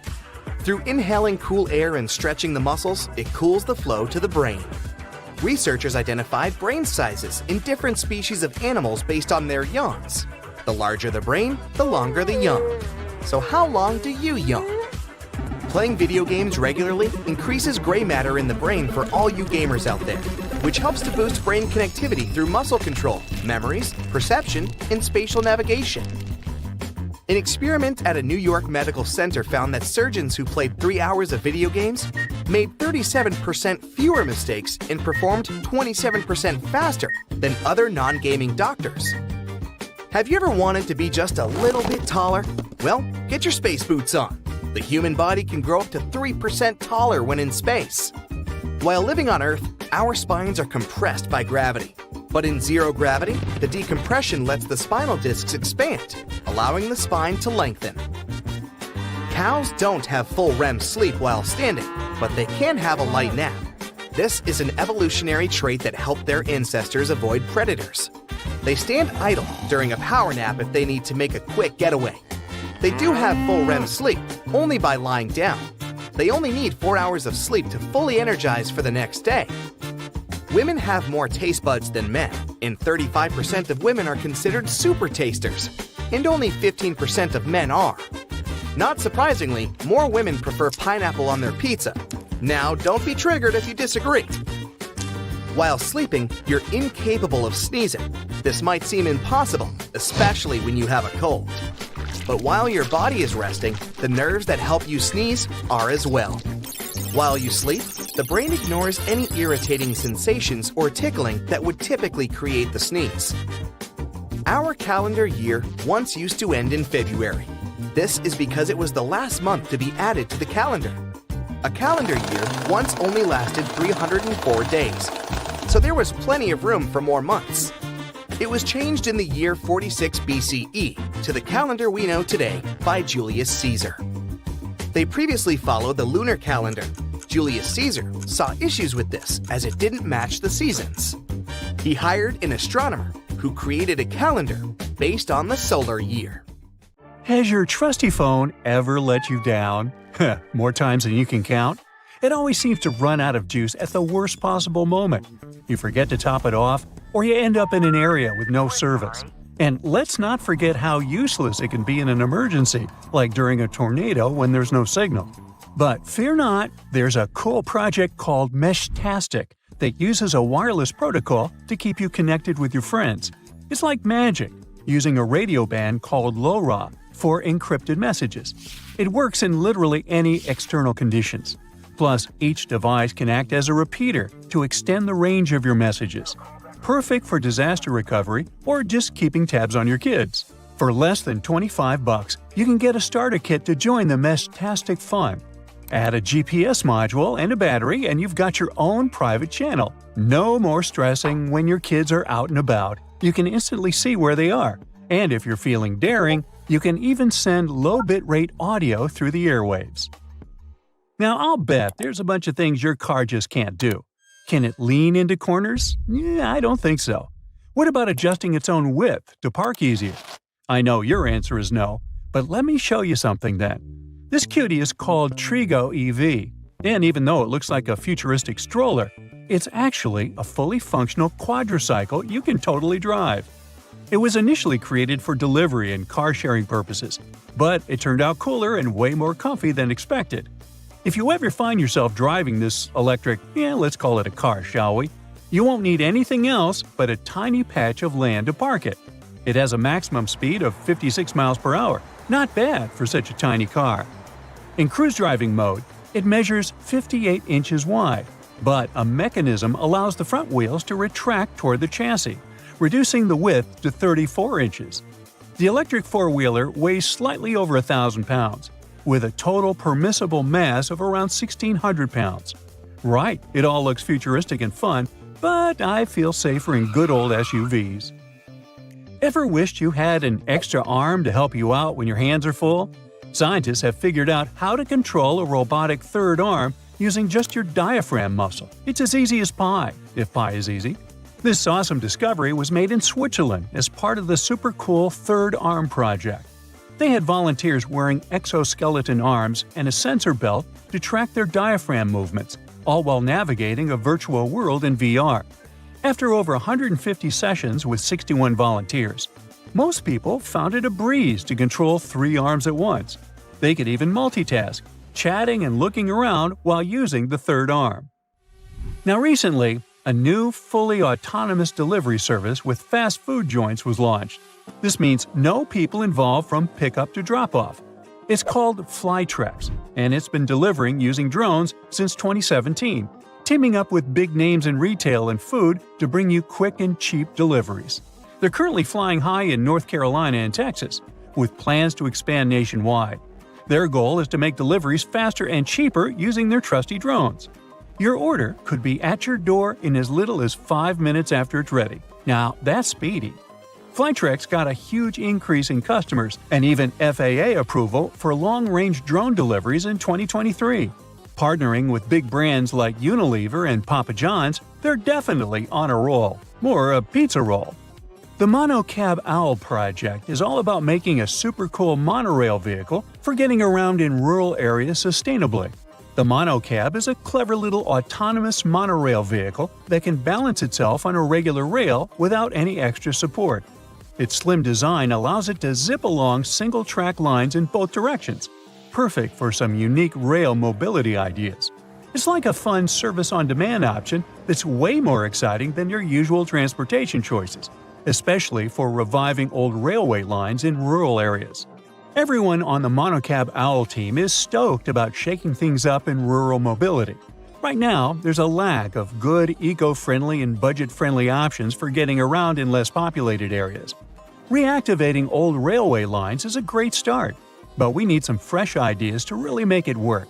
That's where these small, self-driving rail vehicles come in. They bring together the best of rail travel with on-demand booking and a cool digital navigation system. Look here! Can you identify what this weird-looking object is? It's a mobile solar container with foldable solar panels for green energy on the go. Just pop out the panels, unfold them, and you're good to power up equipment and properties with green energy wherever you are. The solar container can extend up to almost 400 feet in length when fully unfolded and has 240 solar panels.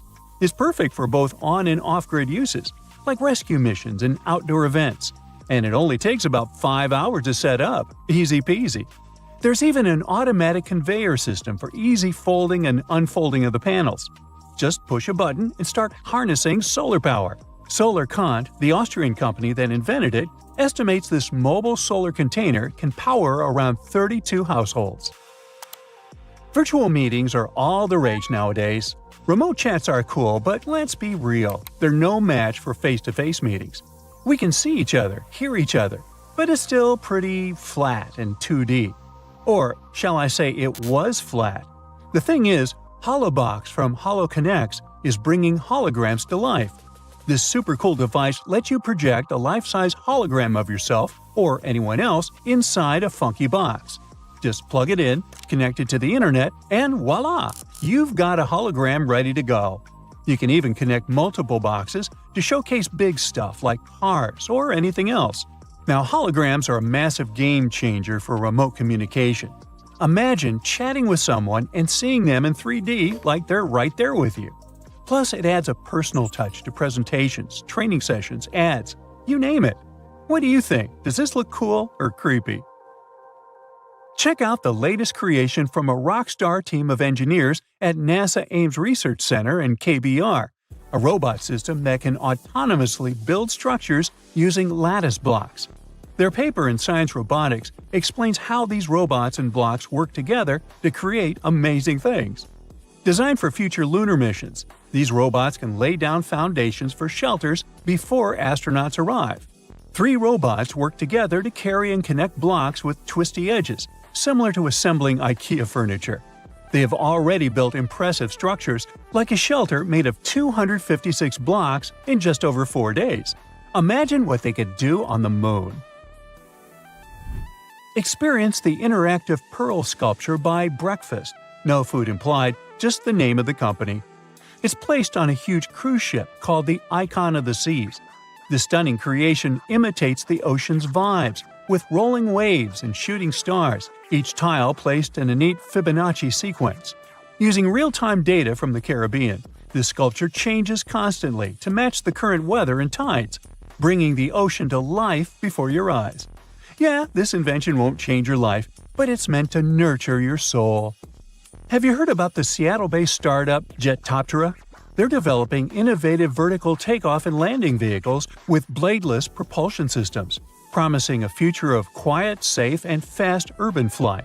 By 2050, 70% of the population will be living in cities, leading to crowded streets. But Jetoptera's fluidic propulsion system offers a solution, using air pressure technology for silent operation. Jetoptera is also working on a high-speed VTOL for the U.S. Air Force, with plans for passenger-carrying prototypes by 2026. Well, that's exciting. Now, it should come as no surprise that most things around us seem to have a hidden purpose. Hey, down at the aquarium, they have a hidden porpoise. But I digress. Now, please tell me in the comments if you like my joke, or about how many of these 26 multi-porpoise thingamabobs you knew about before. It's cool either way. Let's go! Check the space button on your phone, tap and hold it, and see how it turns into a cursor. This way, you can navigate the text you've typed easily instead of trying to tap that very letter you wanted to change.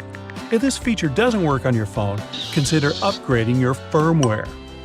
Hair conditioner is meant to make your hair soft, but it can also be used as a makeshift fabric softener.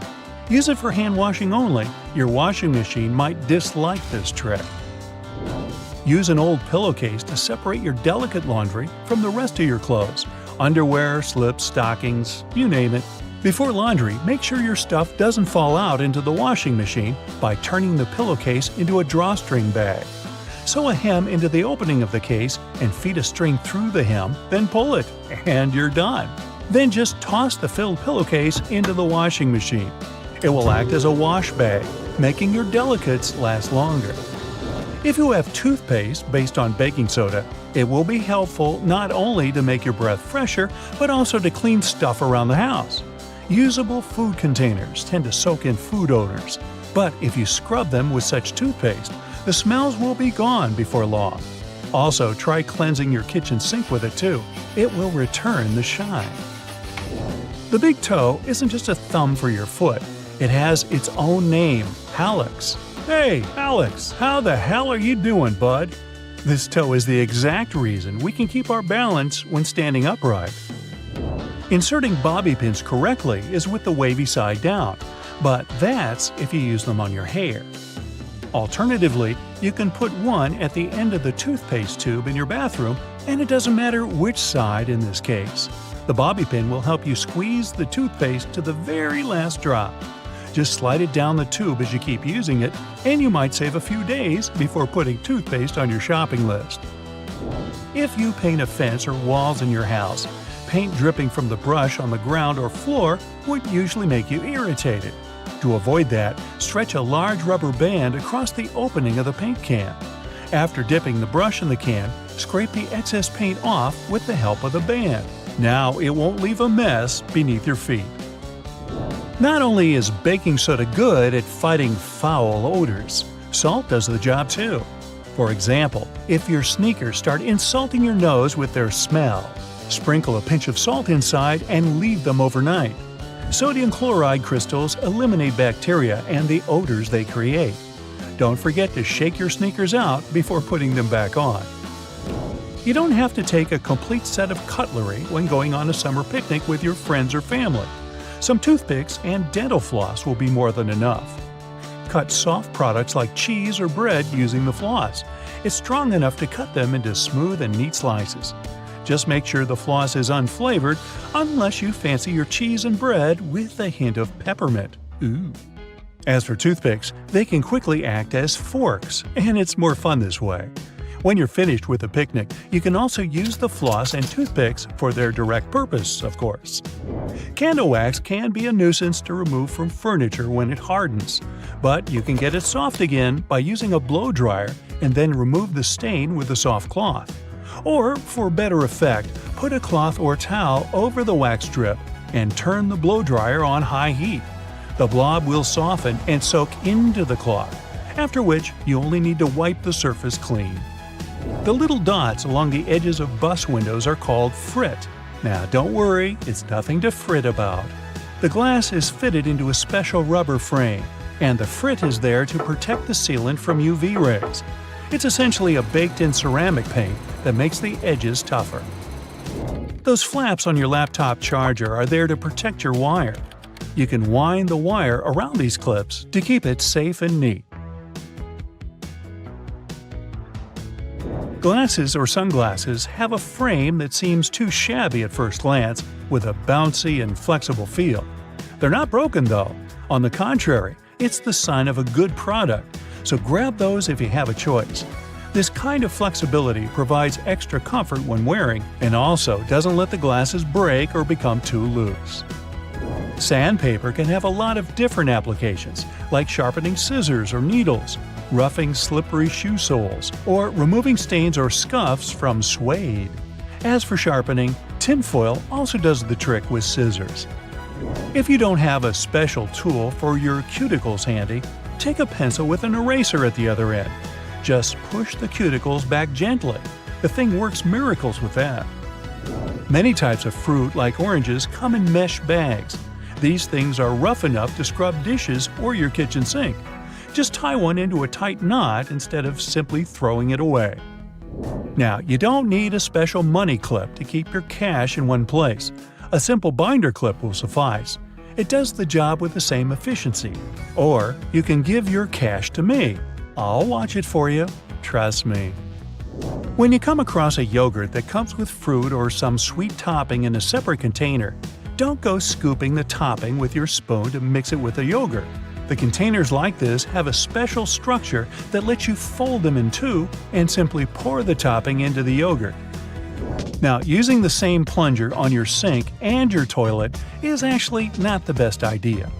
The one with the simple cup is made for sinks, while toilets require another type. It also has a cup, but an additional flap folds out from inside it. The flap perfectly fits the toilet drain opening, creating enough suction to get rid of the clog. That's what we're calling it? Okay. Fix a broken bracelet until you get it repaired using a paper clip. Latch both ends of the break into the paper clip and twist it hard to fasten it on your wrist or ankle. If the cup of a drink you just bought has a lid and you'd like to sip it without hurry, you can take the lid off and use it as a coaster.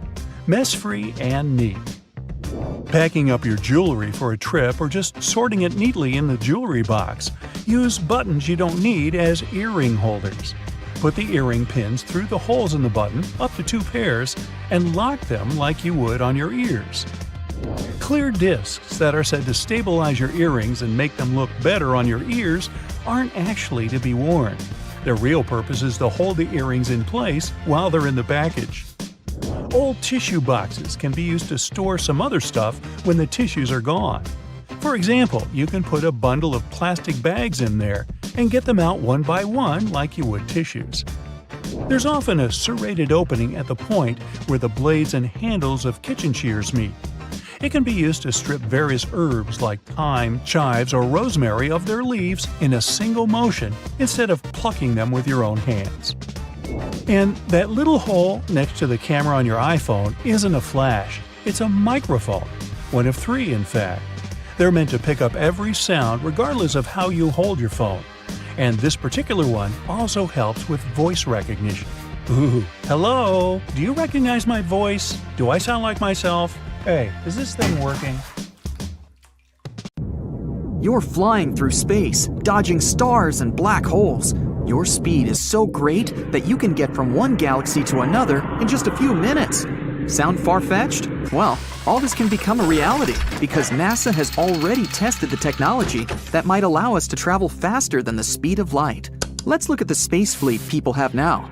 To fly into space, we use conventional rockets carrying tons of fuel and oxygen. These two substances get mixed and ignited. Fire bursts out of the rockets. The exhaust gases move downward, and the rockets move upward, as if pushing off of them. That's how jet propulsion works. This way, we can make the rocket move at almost 5 miles per second. At that speed, you could cross the United States from coast to coast in a mere 8.5 minutes. But if we talk about space, that's very slow. A trip to a neighboring planet, like Mars, takes about 7 months, and a trip to the edge of the solar system would take about 35 years. That's how long it took the Voyager space probe, launched in 1977, to get there. But we want to travel between stars and galaxies, and the nearest star, Proxima Centauri, is 4.2 light-years away from our home. That would take about 73,000 years to get there. That's longer than intelligent human civilization has even existed. And if you wanted to travel across the whole Milky Way galaxy, which is 100,000 light-years wide, it would take you about 1.7 trillion years. By comparison, the entire universe is 14 billion years old. People just travel too slowly. But even at the speed of light, it would still take 4.2 years to travel to the nearest star. And you'd spend 2.5 million years to get to the nearby Andromeda galaxy. But we can't accelerate like this. That's because the laws of physics say that an object with mass can't travel at the speed of light. A photon of light has an infinitely small weight. But if you want to accelerate even a tiny grain of sand to that speed, you'd need an infinite amount of energy. Maybe even more than the entire universe has. But scientists might have found a way around the laws of physics. To create thrust, you need to push off of something. Ships need water. Planes push off of the air. Rockets use the fuel they burn. But this thing, the M drive, works in a different way. A powerful magnetron, like the one in your microwave, sends waves into this cone. It's a resonator. It makes the waves inside bounce off of one of the walls and hit the others. As a result, we have a weak force at the narrow end of the cone and a strong force at the wide end. And if we analyze this powerful force, we'll see that it is directed toward the wide end of the cone. So, the thrust will be in the opposite direction. Now, let's make this model much, much larger and put the M drive on a spaceship. The narrow end of the cone faces up. The wide end is turned downward. The magnetron starts to work. The resonator creates thrust, and the rocket takes off. It makes no noise and doesn't emit any harmful gases at all. This mechanism can accelerate the rocket much faster than we do with tons of fuel. In theory, we could even reach the speed of light. Sounds great, but in reality, it isn't. Although the inventor of this device tried to prove the M drive works, no independent experiment around the world has shown positive results. NASA sponsored the construction of such a machine in a laboratory, but it didn't create any thrust during the research. Another option that would allow us to travel much faster than the speed of light is the Alcubierre bubble. A Mexican scientist has figured out a way to use the general theory of relativity without breaking the laws of physics. Let's say we have a spaceship on a space-time blanket, and it needs to make a trip to the other end of the blanket. Instead of just moving from point A to point B hundreds of thousands of light years away, the ship starts pulling the blanket toward itself. As the spacecraft folds the blanket, point B moves toward it. Now the ship needs to travel a much shorter distance to point B. It makes a quick trip and then straightens the time-space blanket back to normal. Voila! So such a spaceship doesn't need powerful engines that will burn tons of fuel and oxygen. It would move in a kind of bubble. But the hardest part is creating such a bubble. To do this, we would need an amount of energy roughly equal to the mass energy of all of Jupiter. That's more than we can produce on Earth. And still, scientists are planning to test this technology on a small space probe the size of Voyager. But this experiment might last for decades, or even centuries. Now scientists are trying to reach at least 20% of the speed of light using a laser. And they're planning to get to Proxima Centauri in about 30 years. It's likely to happen like this. A mothership will launch from Earth. It'll carry thousands of fingernail-sized space probes. After reaching orbit, the mothership will launch the probes into space. Each probe will then deploy a sail, a thin, reflective piece of material the size of a parking lot. Then people will focus a powerful laser beam from Earth directly onto the probe's sails. This will give them an acceleration 1,000 times as strong as the acceleration of free fall on Earth. One by one, the probes will launch and head for their destination. We won't even have to maintain that laser beam all the time. If you turn off the engines of a regular ship on the water, it'll start to lose speed due to friction with the water. But space is an almost perfect vacuum. There's literally nothing there, so there's no friction. All we have to do is accelerate the probes to the needed speed. At 20% of the speed of light, these probes could reach the Sun in just 40 minutes. But instead, they will head for the star Proxima Centauri. After about 30 years of travel, 4 more years will pass before we get a signal from the probes. There are several exoplanets in this system, and some scientists hope to find at least traces of life there. But this sail technology can be used in space even without a powerful laser. We can use the Sun. If we create a sail the size of a soccer field and unfold it in space, it'll start catching the Sun's rays.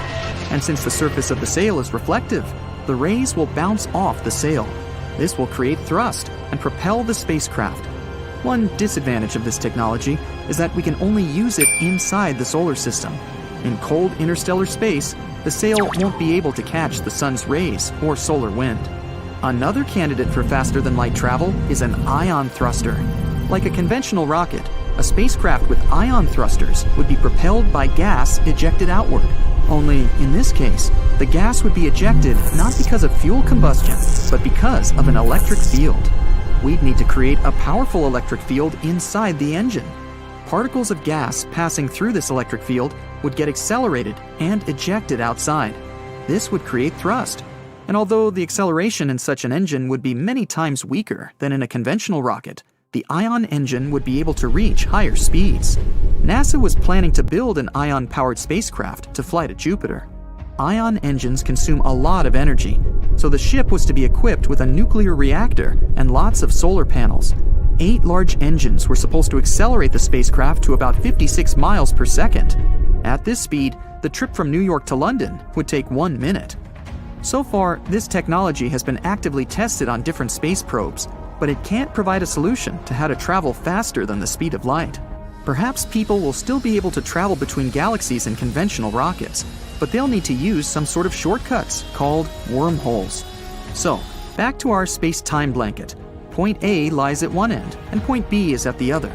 Instead of traveling across the entire blanket for millions of years, you can simply fold it. Then point B will be right above point A, and you can quickly get there through a short tunnel between them. Such tunnels are called wormholes. Some scientists believe that wormholes can be inside black holes. But there are 2 problems here. The nearest black hole is 1,500 light-years away, so a trip there would take eons. The second problem is the hole's gravity. Black holes have the strongest gravitational pull of any object in the universe. Their gravity can crush any spacecraft. That's because the gravitational force increases with every inch you move closer to the black hole's center, and the force affecting the nose of the spaceship will be much stronger than the force that affects the tail. The spaceship will stretch out like spaghetti and get torn apart. But there's a theory claiming that a spacecraft or even a person can survive falling into a black hole, but only if the black hole is supermassive, like the ones that lie in the centers of galaxies. They can be millions and billions of times heavier than the Sun. But even though they're heavier, they're also bigger in size.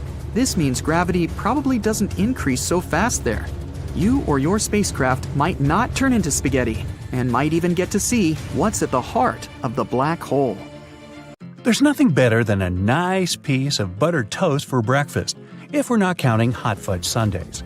But if you find it harder to spread out cold butter over your toast, here's an idea. Use a cheese grater. Figure out the amount you need and grate the product. The process will also soften the butter, making it easier to spread, and you won't have to melt a too large amount of it in the process. But still, that hot fudge. Dried pasta comes in all sorts of different shapes and sizes for a reason. That's because each type of pasta goes best with a particular sauce. Pasta shells, for example, are perfect with denser and chunkier sauces. Why? Because the sauce gets inside the shells, making it easier to serve and eat the dish. The ribbed outer surface also helps with covering the shells in the sauce. If you ever end up burning your cookies, ow! You can save them with your trusty grater too. Just grate off the blackened parts after carefully taking the cookies from the baking tray. But be careful and wait until the cookies have cooled down. Also, if you ruin their shape a bit, you can always dip them in some melted chocolate. Ooh. After the chocolate cools down, you'll have perfectly shaped cookies. Although, after it gets past your lips and beyond, does the shape of the cookie actually matter? Just saying. If you like adding a lot of ingredients to your sandwiches, but don't really appreciate it when the bread gets soggy, there is a way to reduce the amount of moisture. Pick your sliced tomatoes or cucumbers and place them between 2 paper towels for up to 5 minutes. After that, you can use them. Also, make sure to spread butter, cheese, or sauces like mayo or ketchup onto the bread first. This will help you seal the bread and keep moisture at bay. Some people think that the little white string that you find near an egg yolk needs to be removed before you cook the egg. Well, I'm here to tell you that these strands are called chalaza, and you don't actually need to get rid of them. They help keep the yolk in place at the egg's center. A chalaza is not going to mess up the consistency or the taste of your food, so removing it is completely up to you. Ever notice that most juice boxes come with 2 flaps, one on each side? Those are actually handles. Manufacturers design the boxes this way to make it easier for us to hold them. This way, we don't end up squeezing the box, making the juice spill out. Now, you don't need to be a baking pro to know that you can use both white and brown sugar in your recipes.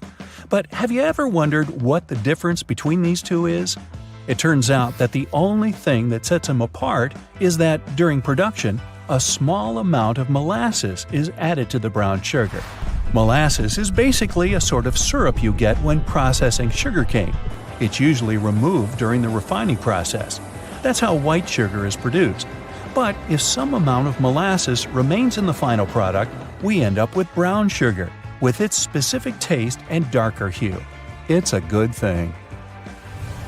There are a lot of things you can put in your dishwasher apart from your dishes. For example, you can clean such things as your silicone oven mitts or the knobs of some kitchen appliances, like your oven or stove. Some kitchen sponges and reusable towels may be safe to clean in the dishwasher as well. Speaking of kitchen cleaning products, there are a lot of things you can do with dish soap, like degriming your patio furniture. Just add a bit of dish detergent to some warm water and use the solution to wipe down your outdoor furniture with a piece of cloth. Finally, rinse it clean using your garden hose. You can also use dish soap to get rid of greasy stains on your clothes. Be it pasta sauce or salad dressings, hey, sometimes we miss our mouths.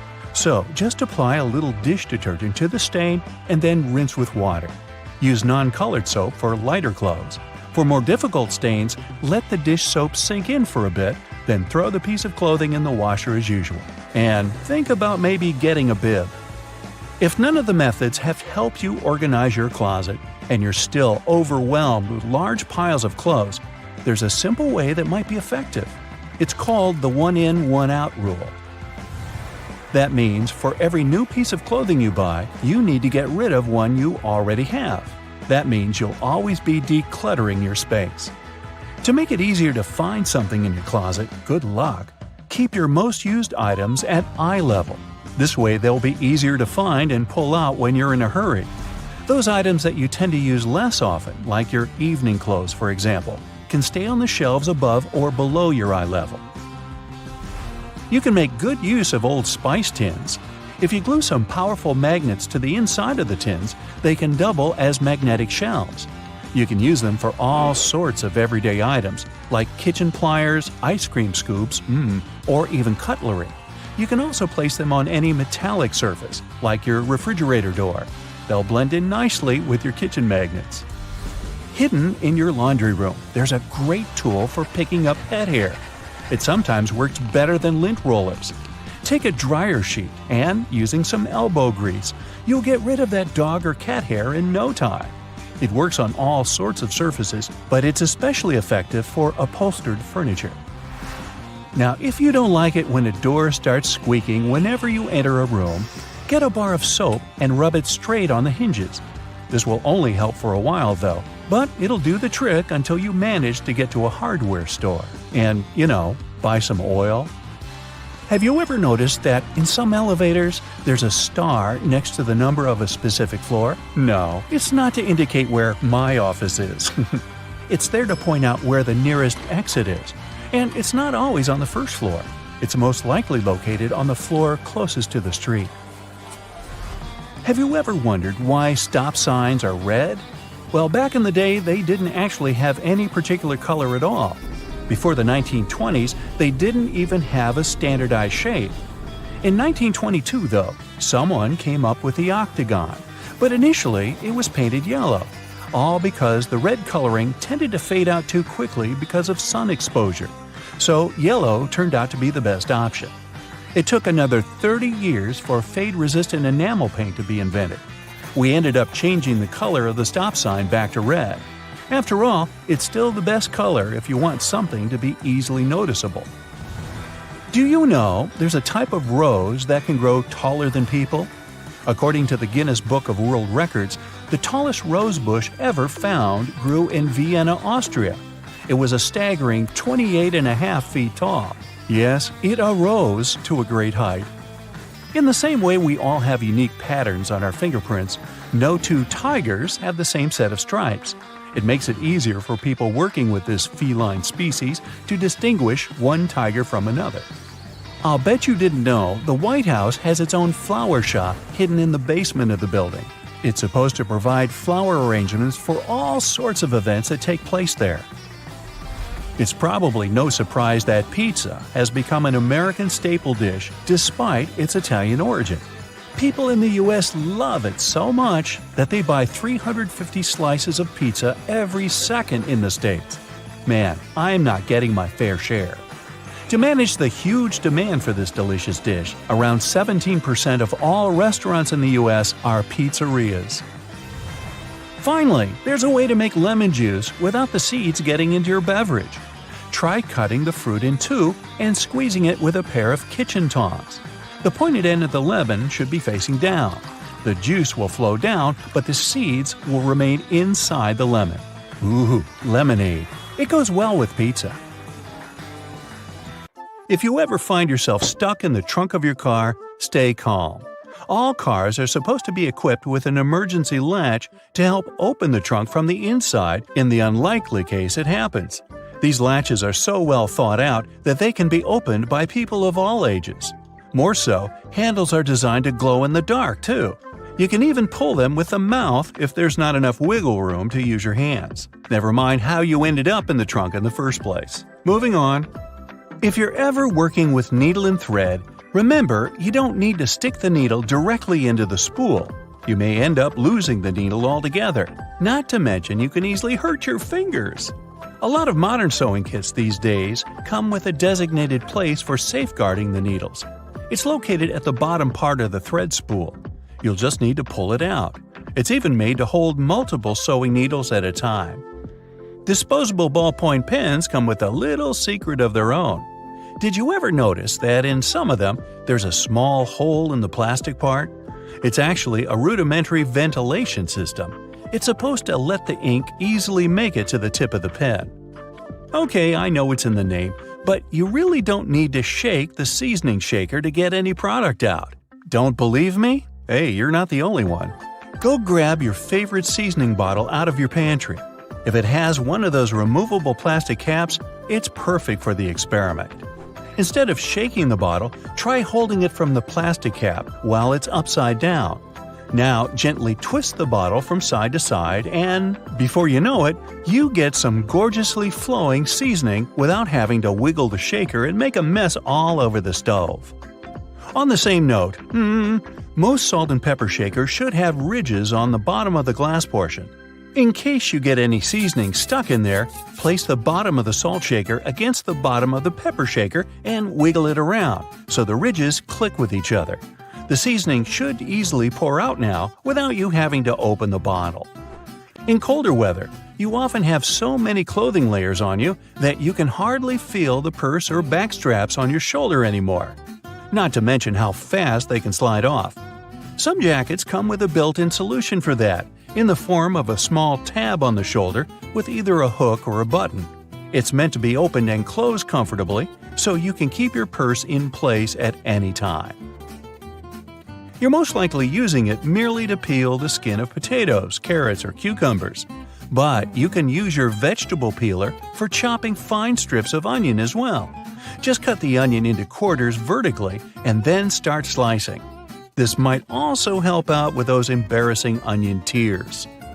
Most people miss this one, but should you ever have a closer look at your toothpaste tube, you will surely see some sort of coloring there, either a dot or a block. Colors can vary. They can be black, green, red, or even blue. These color spots are actually meant to help the assembly machines back at the toothpaste factory. They recognize when and where these machines need to cut the toothpaste tubes and proceed to fold them for packaging. For most types of footwear, if there's anything that seems a bit out of place, always know that it's there for a reason. Most manufacturers don't put extra items on shoes just for fun. It would definitely be a waste of time and resources. For footwear like boots, for example, there's often a small loop at the top back of the shoe. It's there to help you when you need to put the shoe on, since you can quickly pull on it. Plus, you can also hang the shoes somewhere, most likely to dry, since most boots are meant to be worn in the colder weather. Now, I've been guilty at least once of overdressing with a bunch of layers just so I won't need to jam everything in my check-in bag. But does it become a problem when you actually have to get seated? What do you do with your coat or your jacket? Well, have a closer look next time you board a plane on the seat in front of you. The hook that keeps the tray table upright can double as a jacket hook. As long as you don't need to have any meals while in the air, you're good to go. Now, most mascaras expire within 3 to 6 months, I'm told, depending on the manufacturer. But you can help speed up that process if you're not careful enough. Continuously pumping the mascara wand, trying to mix in the product actually pushes more air into the tube. This can make it dry much faster, and you evidently won't get the desired results with it anymore. There's an easy way to check if your mascara is still good enough to use. If you don't hear a popping noise when you take the brush out, you may very well need to go get yourself a new mascara tube. Now, I know we're living in the era of Bluetooth-connected devices, but for better quality sound, they still recommend using headphones that connect via audio jacks. Remember seeing black ridges on those jacks? They aren't there just to make them fit when you plug them into your phone or laptop. Made out of a special insulating material, these bands are meant to guard the wires when sound is being transmitted. Based on the number of bands, you can figure out which end goes where. Some empty space under noodles in a cup doesn't mean the company producing them wants to cheat you out of a full portion. No. It's a manner of keeping the noodles intact during their transportation. It also helps with the circulation of hot water that is poured over the products before you can enjoy them. The V-shaped neckline was initially designed to serve a bunch of objectives. First, as a way of prolonging the life of the garment that would maintain its shape over the years. It's also there to fit your head through the shirt in case it needs some stretching. This way, it ensures a snugger grip around the neck. Lastly, it helps absorb sweat in case you're wearing the shirt while exercising. Now, it's not necessarily a custom anymore, but you may have stumbled upon a dinner jacket with an additional mysterious pocket on the right side. Turns out, this pocket was used by men to easily reach their train tickets, since most of them had to travel to work every day. It helped them keep their jacket buttoned up, but also benefited from the use of a pocket. Now it's only added as a decoration, and it doesn't serve an actual purpose anymore. Speaking of things we don't use these days, or at least for their initial purpose, did you know Play-Doh was originally a cleaning product? In the 1920s, the market was in need of a product that could help them wipe the wallpapered areas around coal-burning furnaces. The recipe for what we now know as Play-Doh was thus invented. It was manufactured in white only and was supposed to clean wallpaper by being rolled back and forth over the dirt. It was only later, in the 1940s, that new products for cleaning wallpaper were brought up, and Play-Doh was redirected toward another area of the market. Now, while I enjoy a nice piece of toast for breakfast, isn't it pesky to have to clean out the toaster? Well, not anymore, since I recently found out that toasters have a slide or a panel at the bottom that helps get rid of all those annoying breadcrumbs easily. Now, there used to be a time when you could only have access to video games by inserting cartridges in your console of choice. These tiny objects gave many doctors a lot of headaches. People soon started popping up in hospitals after swallowing small game cartridges, especially the younger generation. Nintendo, the company that manufactures the majority of these devices, had to come up with a creative solution to prevent these accidents. So these days, Nintendo Switch cartridges are purposely coated with specific chemicals that can leave a really bad bitter taste in the mouth. Not that I'd, recommend you ever try and taste for yourself. Various types of cheese have holes for a reason. For example, Swiss cheese is made with special bacteria that produce carbon dioxide. As the CO2 is emitted, it blows like bubblegum, leaving tiny craters, also known as cheese eyes. Then the cheese is cooled down, but the holes stay in place. Over 40 billion Oreos are made every single year. It's the world's most popular manufactured cookie.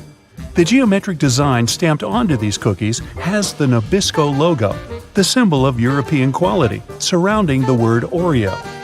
William Tournier created the chocolate cookie design we see today back in 1952. If you use reusable bottles, you probably know that sometimes they smell. Even if you only use it for regular water, it still smells. But it's not the water that smells, it's the microorganisms in it. If you drink water from a bottle, the particles of your saliva and sweat stay in there. Those bacteria start to build up in the bottle, causing the smell. So, if you choose reusable bottles, make sure to wash them every day to prevent those bacteria from building up. After washing, let it dry completely before using it again. Not only are the jeans blue, but the police officers' uniforms as well. The first official police officers appeared in the 19th century in London. They were given a blue uniform to contrast with the red and white uniform that military workers had already been wearing. 2 decades afterward, the police force was adopted in the USA, and they followed the patterns. The uniform is still blue nowadays because it proved to be a good color. It's not that visible in dark hours, and police officers can observe things and people staying unnoticed. Also, stains aren't that visible on dark material. And, well, everyone knows that police officers wear blue and they're recognized it. So, why change that? Baby carrots are tiny, and unlike regular carrots, wet, not unlike baby humans. Baby carrots aren't some special sort of carrot. They're actually made of regular carrots by cutting off the skin and outer layers and then polishing them to look that pretty. The problem is they can't retain moisture. A regular carrot retains some water inside because of the layers that lock it in. Once they're chopped out, baby carrots can dry out easily, so they usually sell them in bags with some water inside. Jeans have metal rivets, and they're there from the very beginning. Jacob Davis, the man who made the first pair of jeans, added copper rivets to spots where pants are more likely to rip, flies and pockets, to make them stronger. Today, they have more of a decorative purpose, since they are distinctive and traditional for jeans. Another special thing about jeans is those tiny pockets they have that seemingly serve no purpose. Well, maybe it's true now, but years ago, when many cowboys were wearing jeans, the pocket was made specifically to keep a pocket watch there. Also, back then, a pair of jeans had just 4 pockets.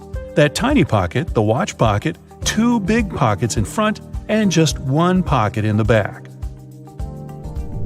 Car headrests are all about comfort, and detachable headrests are all about safety. If you pull the headrest out, you'll see 2 sturdy metal bars. If you ever get locked or trapped in a car, you can use the bars to smash the window and get out.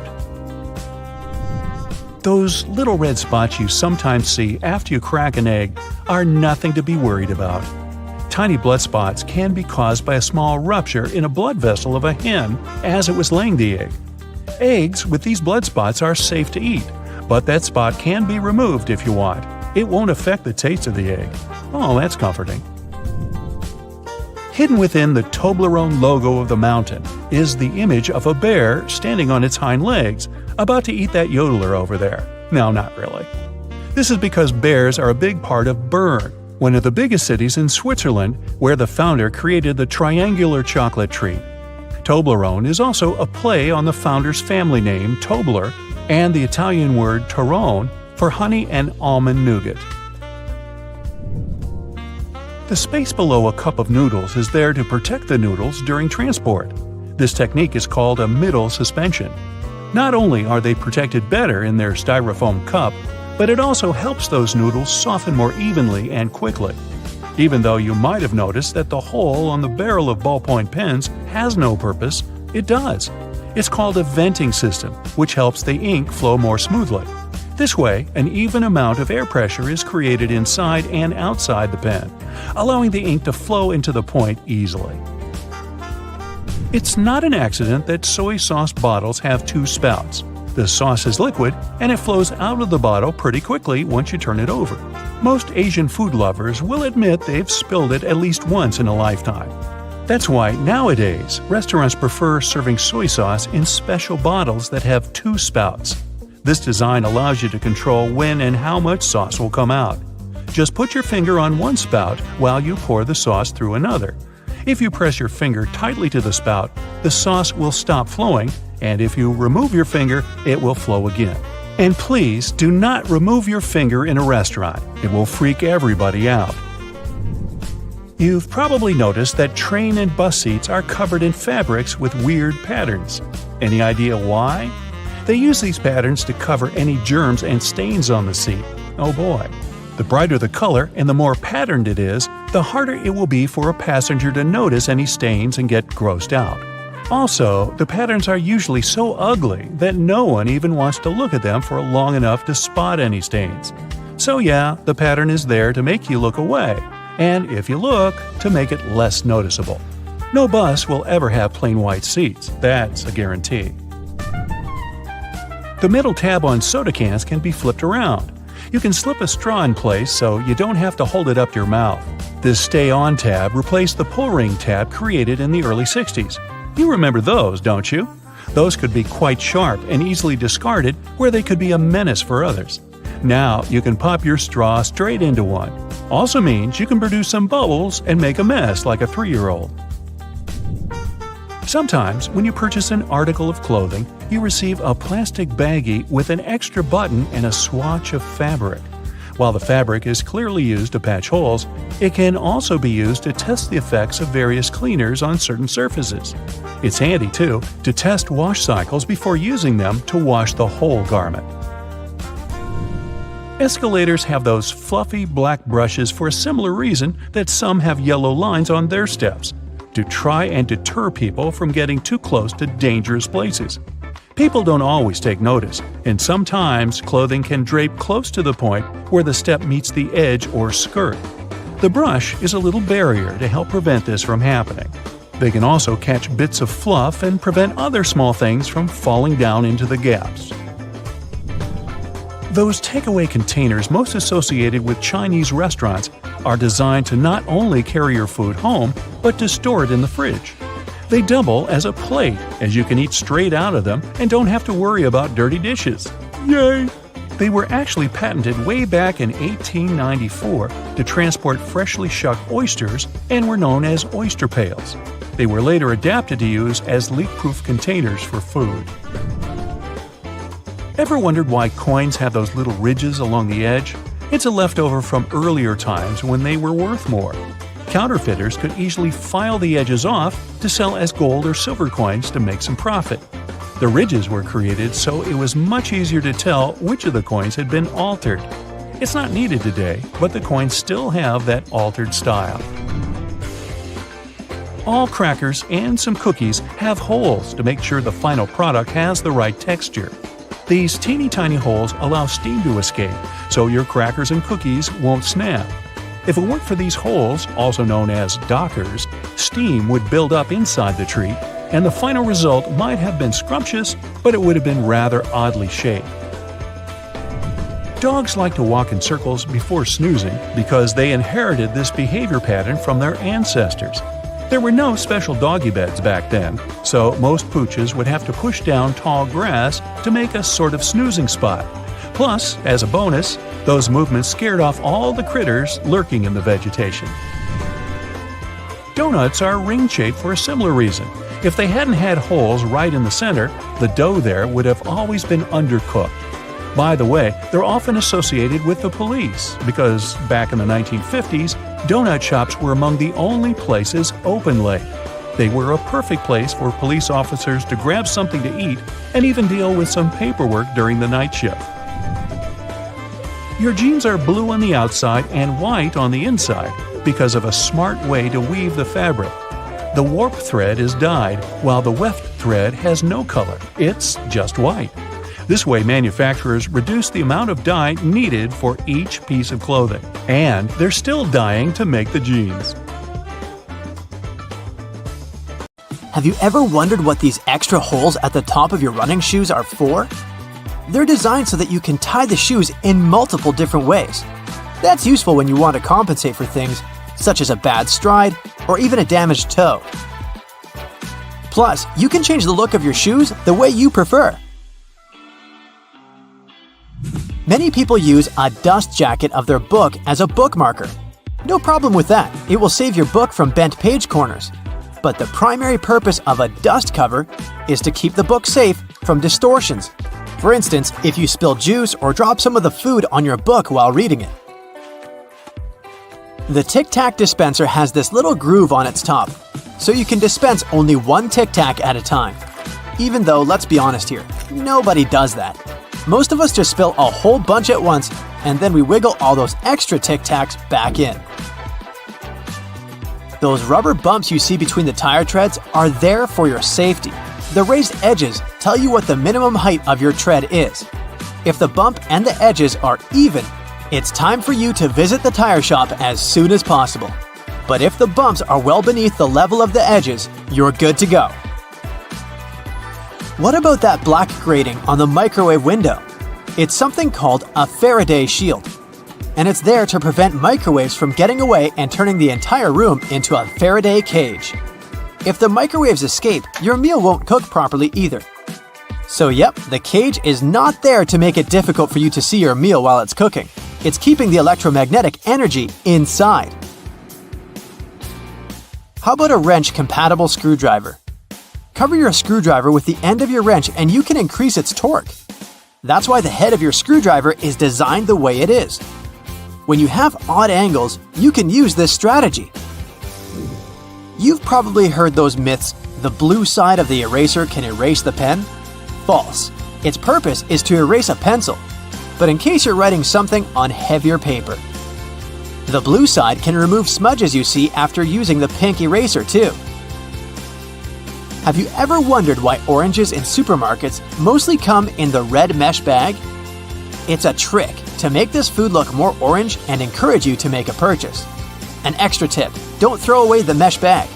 Tie it up so you can have a small pot scrubber to clean your sink, kitchen, appliances, and dishes. You can see golf balls don't have a perfectly round shape. Their surface is covered with many little dimples, something golf balls didn't always have. At one point, experienced golfers started noticing how, through time, older balls with imperfections, such as nicks and bumps, could travel further. Such things create turbulence in the air around the golf ball, which eventually reduces drag. So, manufacturers started producing balls with dimples so they could go farther and faster. You might have noticed that sometimes there are ridges in toothpick tops. It's more hygienic because when you break that off, you can prop the toothpick up on it, and it won't touch anything. Another safety feature you'll find, this time in your car, is a tab on your rearview mirror. With it, you can change the position of the mirror so you don't get blinded if there's a car behind you with its high beams on. So this little tab helps you control the glare of lights coming from behind. This feature showed up in the 1930s, but in the early 1970s, it became a part of standard equipment in most trucks and cars. Do you see that tiny hole on your iPhone right next to the rear-facing camera? It's a microphone. and it's there so your phone can record sound as you turn your camera around. Some cables have a thick cylinder towards the end of the cord. It's called a ferrite core or a choke. It's a magnetic iron oxide that stops high-frequency electromagnetic interference. For example, you know that annoying static noise you get if you bring your phone too close to a speaker? This interrupts your call, which is why cable cords with big cylinders are pretty useful because they prevent these things. Do you know why nearly all luggage bags and backpacks have 2 zippers? It's way more convenient and easier to open in that way. But not just that, you can also lock these 2 zippers together to keep the stuff inside your bags safer. You know how toilets at public spots like malls have those big gaps at the bottom? It's primarily for better circulation of air. This type of door also makes it easier to clean the toilet or check if it's occupied if you're standing in line. Other than that, if you get stuck there and the lock gets broken, you still have a way to escape. You can just crawl out. Ever notice those plastic end caps on utility knives? And they also have scales on them, which indicates you may use them multiple times but with sharp edges. You can separate the blades through these plastic end caps. Then, you can move the slider and bring the sharp blade to the front. If you've ever taken a moment to examine a regular grocery cart, especially their fold-out section, you probably noticed those metal loops jutting out. They're designed to protect the items you carry in your cart. You can use them to hang bags with soft items. You don't want to accidentally squish with heavier products, like bread, or easily breakable things like eggs. Many coffee mugs come with curved notches on their bottom. When you're washing your mugs, put them against the rack at an angle in your dishwasher. This way, the water won't pool in there, so your favorite cup will be completely dry by the time you take it out of the dishwasher. If you're a McFlurry fan, you've probably noticed there's a square hole in the handle of the spoon. It's there so you can attach it to the special machine that mixes the ice cream and your favorite toppings together. The machine has a bar that slips into this square-shaped spoon and then thoroughly stirs it. And you get the spoon so they can minimize the mess during the process. Quite neat, wouldn't you say? A regular milk jug has a dent on one side. Some might see it as a random design decision, but a dent has several purposes. One of them is to get bigger if there's a gas buildup. This happens when your milk is spoiled. So you don't even have to try to check this out. Also, the dent is there so the jug doesn't burst if you accidentally drop it. The dent allows the expansion space that deals with the sudden pressure that happens when you drop the jug. Dental floss. Sure, it's important for your dental health, and it's easy to assume what you do with it. But dental floss is great in the kitchen as well, because it's a very precise cake slicer, way better than a regular knife. Most kitchen shears have a serrated opening right there at the center where the blades and handles meet. It's something you can use to trim difficult herbs such as rosemary, thyme, or chives. Because of this opening, you don't need to pick the leaves off by hand, but destem them in one motion. The majority of gelatin containers or single-serving yogurts come with a tinfoil lid, and in most cases, you can use this covering as a disposable spoon.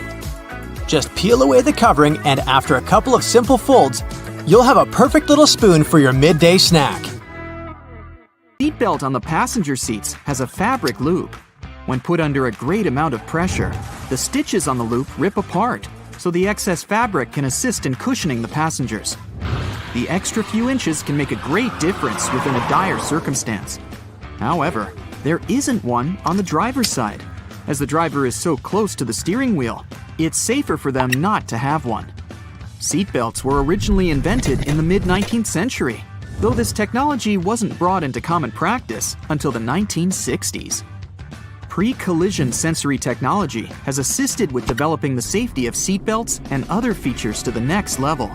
Effectively predicting a car's collision, the technology directs the seatbelts to automatically tighten, aligning the airbags and ensuring the brakes will be preloaded to reduce shock.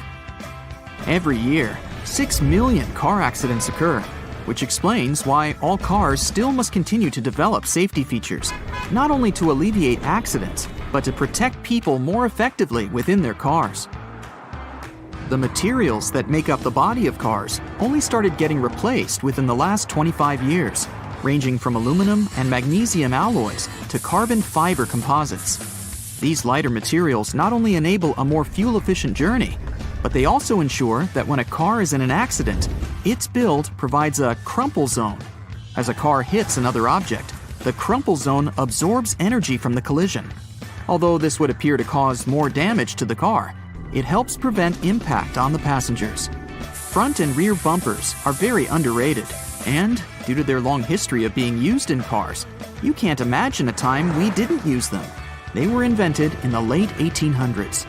The bumpers evolved over the years to the point we don't even realize we have them. But they're there, quietly waiting under the outer covers, consisting of compressible foam or plastic around a rigid reinforced bar. All the windows of your car are made of glass, but the windshield is made of a shatterproof version. It's laminated, so whatever might hit it, you can be sure there won't be any shards of glass falling into the front seats. Normal glass was used up until the 1950s. As vehicles became more prominent, they made modifications to ensure safety. Airbags seem like another common feature that has always been there. In fact, they were originally invented in 1968 and were ahead of their time.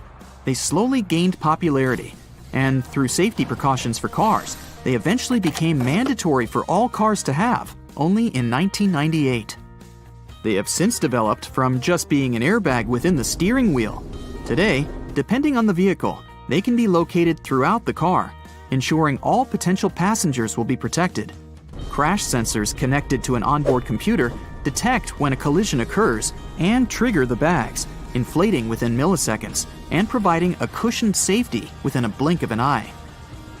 It can be difficult to predict the weather, and even more so to determine traction on the road. In the late 1960s, anti-lock braking systems, ABS, were implemented in vehicles. Before that, they had been used in many aircraft, with designs going as far back as 1908. They soon became a necessity for all vehicles, ensuring traction is maintained on slippery surfaces and that there is complete control when braking. Today, ABS has advanced so much that the latest variations ensure further detection when there are strong crosswinds. Cruise control, initially invented in 1948, has been in constant development over many decades. Today, adaptive cruise control ensures that when the car is cruising at a constant speed and detects a slower car ahead, it will then adjust the speed to match the car in front. Other advanced variants may also ensure the car will make a complete stop once identifying that the car in front has done the same. It's easy to forget to have your high beams on when driving on the long and lonesome road for many hours. Automatic high beams are quickly becoming more common.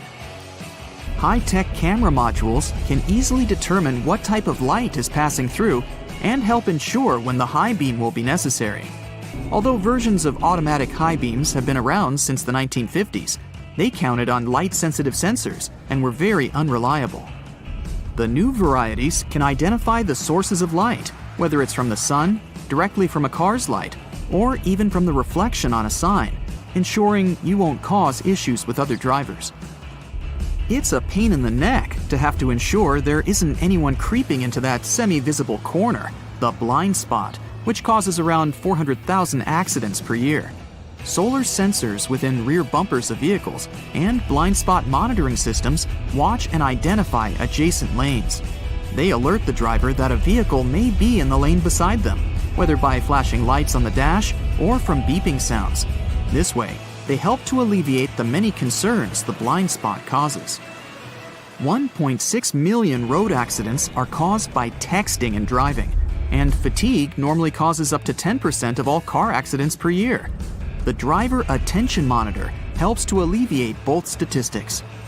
It works through sensors that monitor the car's movements and the amount of steering corrections to ensure the driver is paying attention to the road. When the system identifies that the driver isn't completely awake or is slightly distracted with their phone, it will prompt signals to suggest it's time for a break. Tires are among the most critical components for your car, with a close relationship with whatever path you take. Many safety features rely on the tires themselves for their own independent purposes. That's why it's super important to ensure the tires are always in top condition. Tire pressure monitoring systems check the air pressure of all 4 tires, ensuring you're aware when they need their pressure increased to avoid the risk of a blowout. The constant evolution in technologies continues to ensure you stay safe on longer stretches of the road. Lane departure warnings focus on the lines on the road, ensuring the car stays within. Whenever a car starts drifting over a line in the road without signaling to do so, the camera-based feature identifies and signals to the driver. The lane keeping assist feature follows the same method of identifying when the car is intruding the bordering lane. When it gets too close, it will readjust the steering and center the car within its appropriate lane. Other features in more advanced cars have autonomous driving capabilities. The autopilot systems have taken cruise control to the next level. Not only does it allow the vehicle to steer itself in the intended lane while maintaining a set speed, but it also changes lanes when required, making the ride more and more efficient. Some safety features are only just making a trend in car models worldwide. For example, night vision using thermographic cameras to look out for pedestrians and animals nearby. It goes within the infotainment screen, facing frontwards and identifying objects from their heat signatures. It's estimated that there are over 1.4 billion cars in use worldwide, and as the world's population increases, it's expected that the number of cars will follow suit. Safety features will continue to adapt further beyond what we know of today. Infrared headlights will be further adapted to be used in conditions with poor visibility, like storms, snow, and fog. They'll be capable of enhancing the visibility of the driver in all conditions without affecting the sight of passing drivers. Driver override systems will soon be able to monitor and identify human behavior. Whether due to reckless conduct on the road or for other safety precautions, cars will soon have the functionality to take complete control of themselves, ensuring both the passengers and the driver's safety. Augmented reality windshields are in early development already, providing some indicator reflections from the dash onto the windshield. So it's quite possible that soon all necessary directions from maps and alerts will appear right in front of the driver to ensure they never take their eyes off the road. Airbags will soon not only just be used within a car to ensure the passenger's safety, they will also activate from the outside of the car once they identify a definitive collision. The airbags will inflate outwards, covering the entire outside of the car and drastically reducing its impact. It may be so advanced that the bodywork of the car won't even need to be buffed out. The future technology of cars is expected to be so progressive that the cars themselves will have their own form of communication, not with human drivers, but with other cars. Just imagine cars communicating and sharing information as they identify roadblocks, issues on the road, or disruptive weather patterns. It will all ensure the most efficient and safest route possible.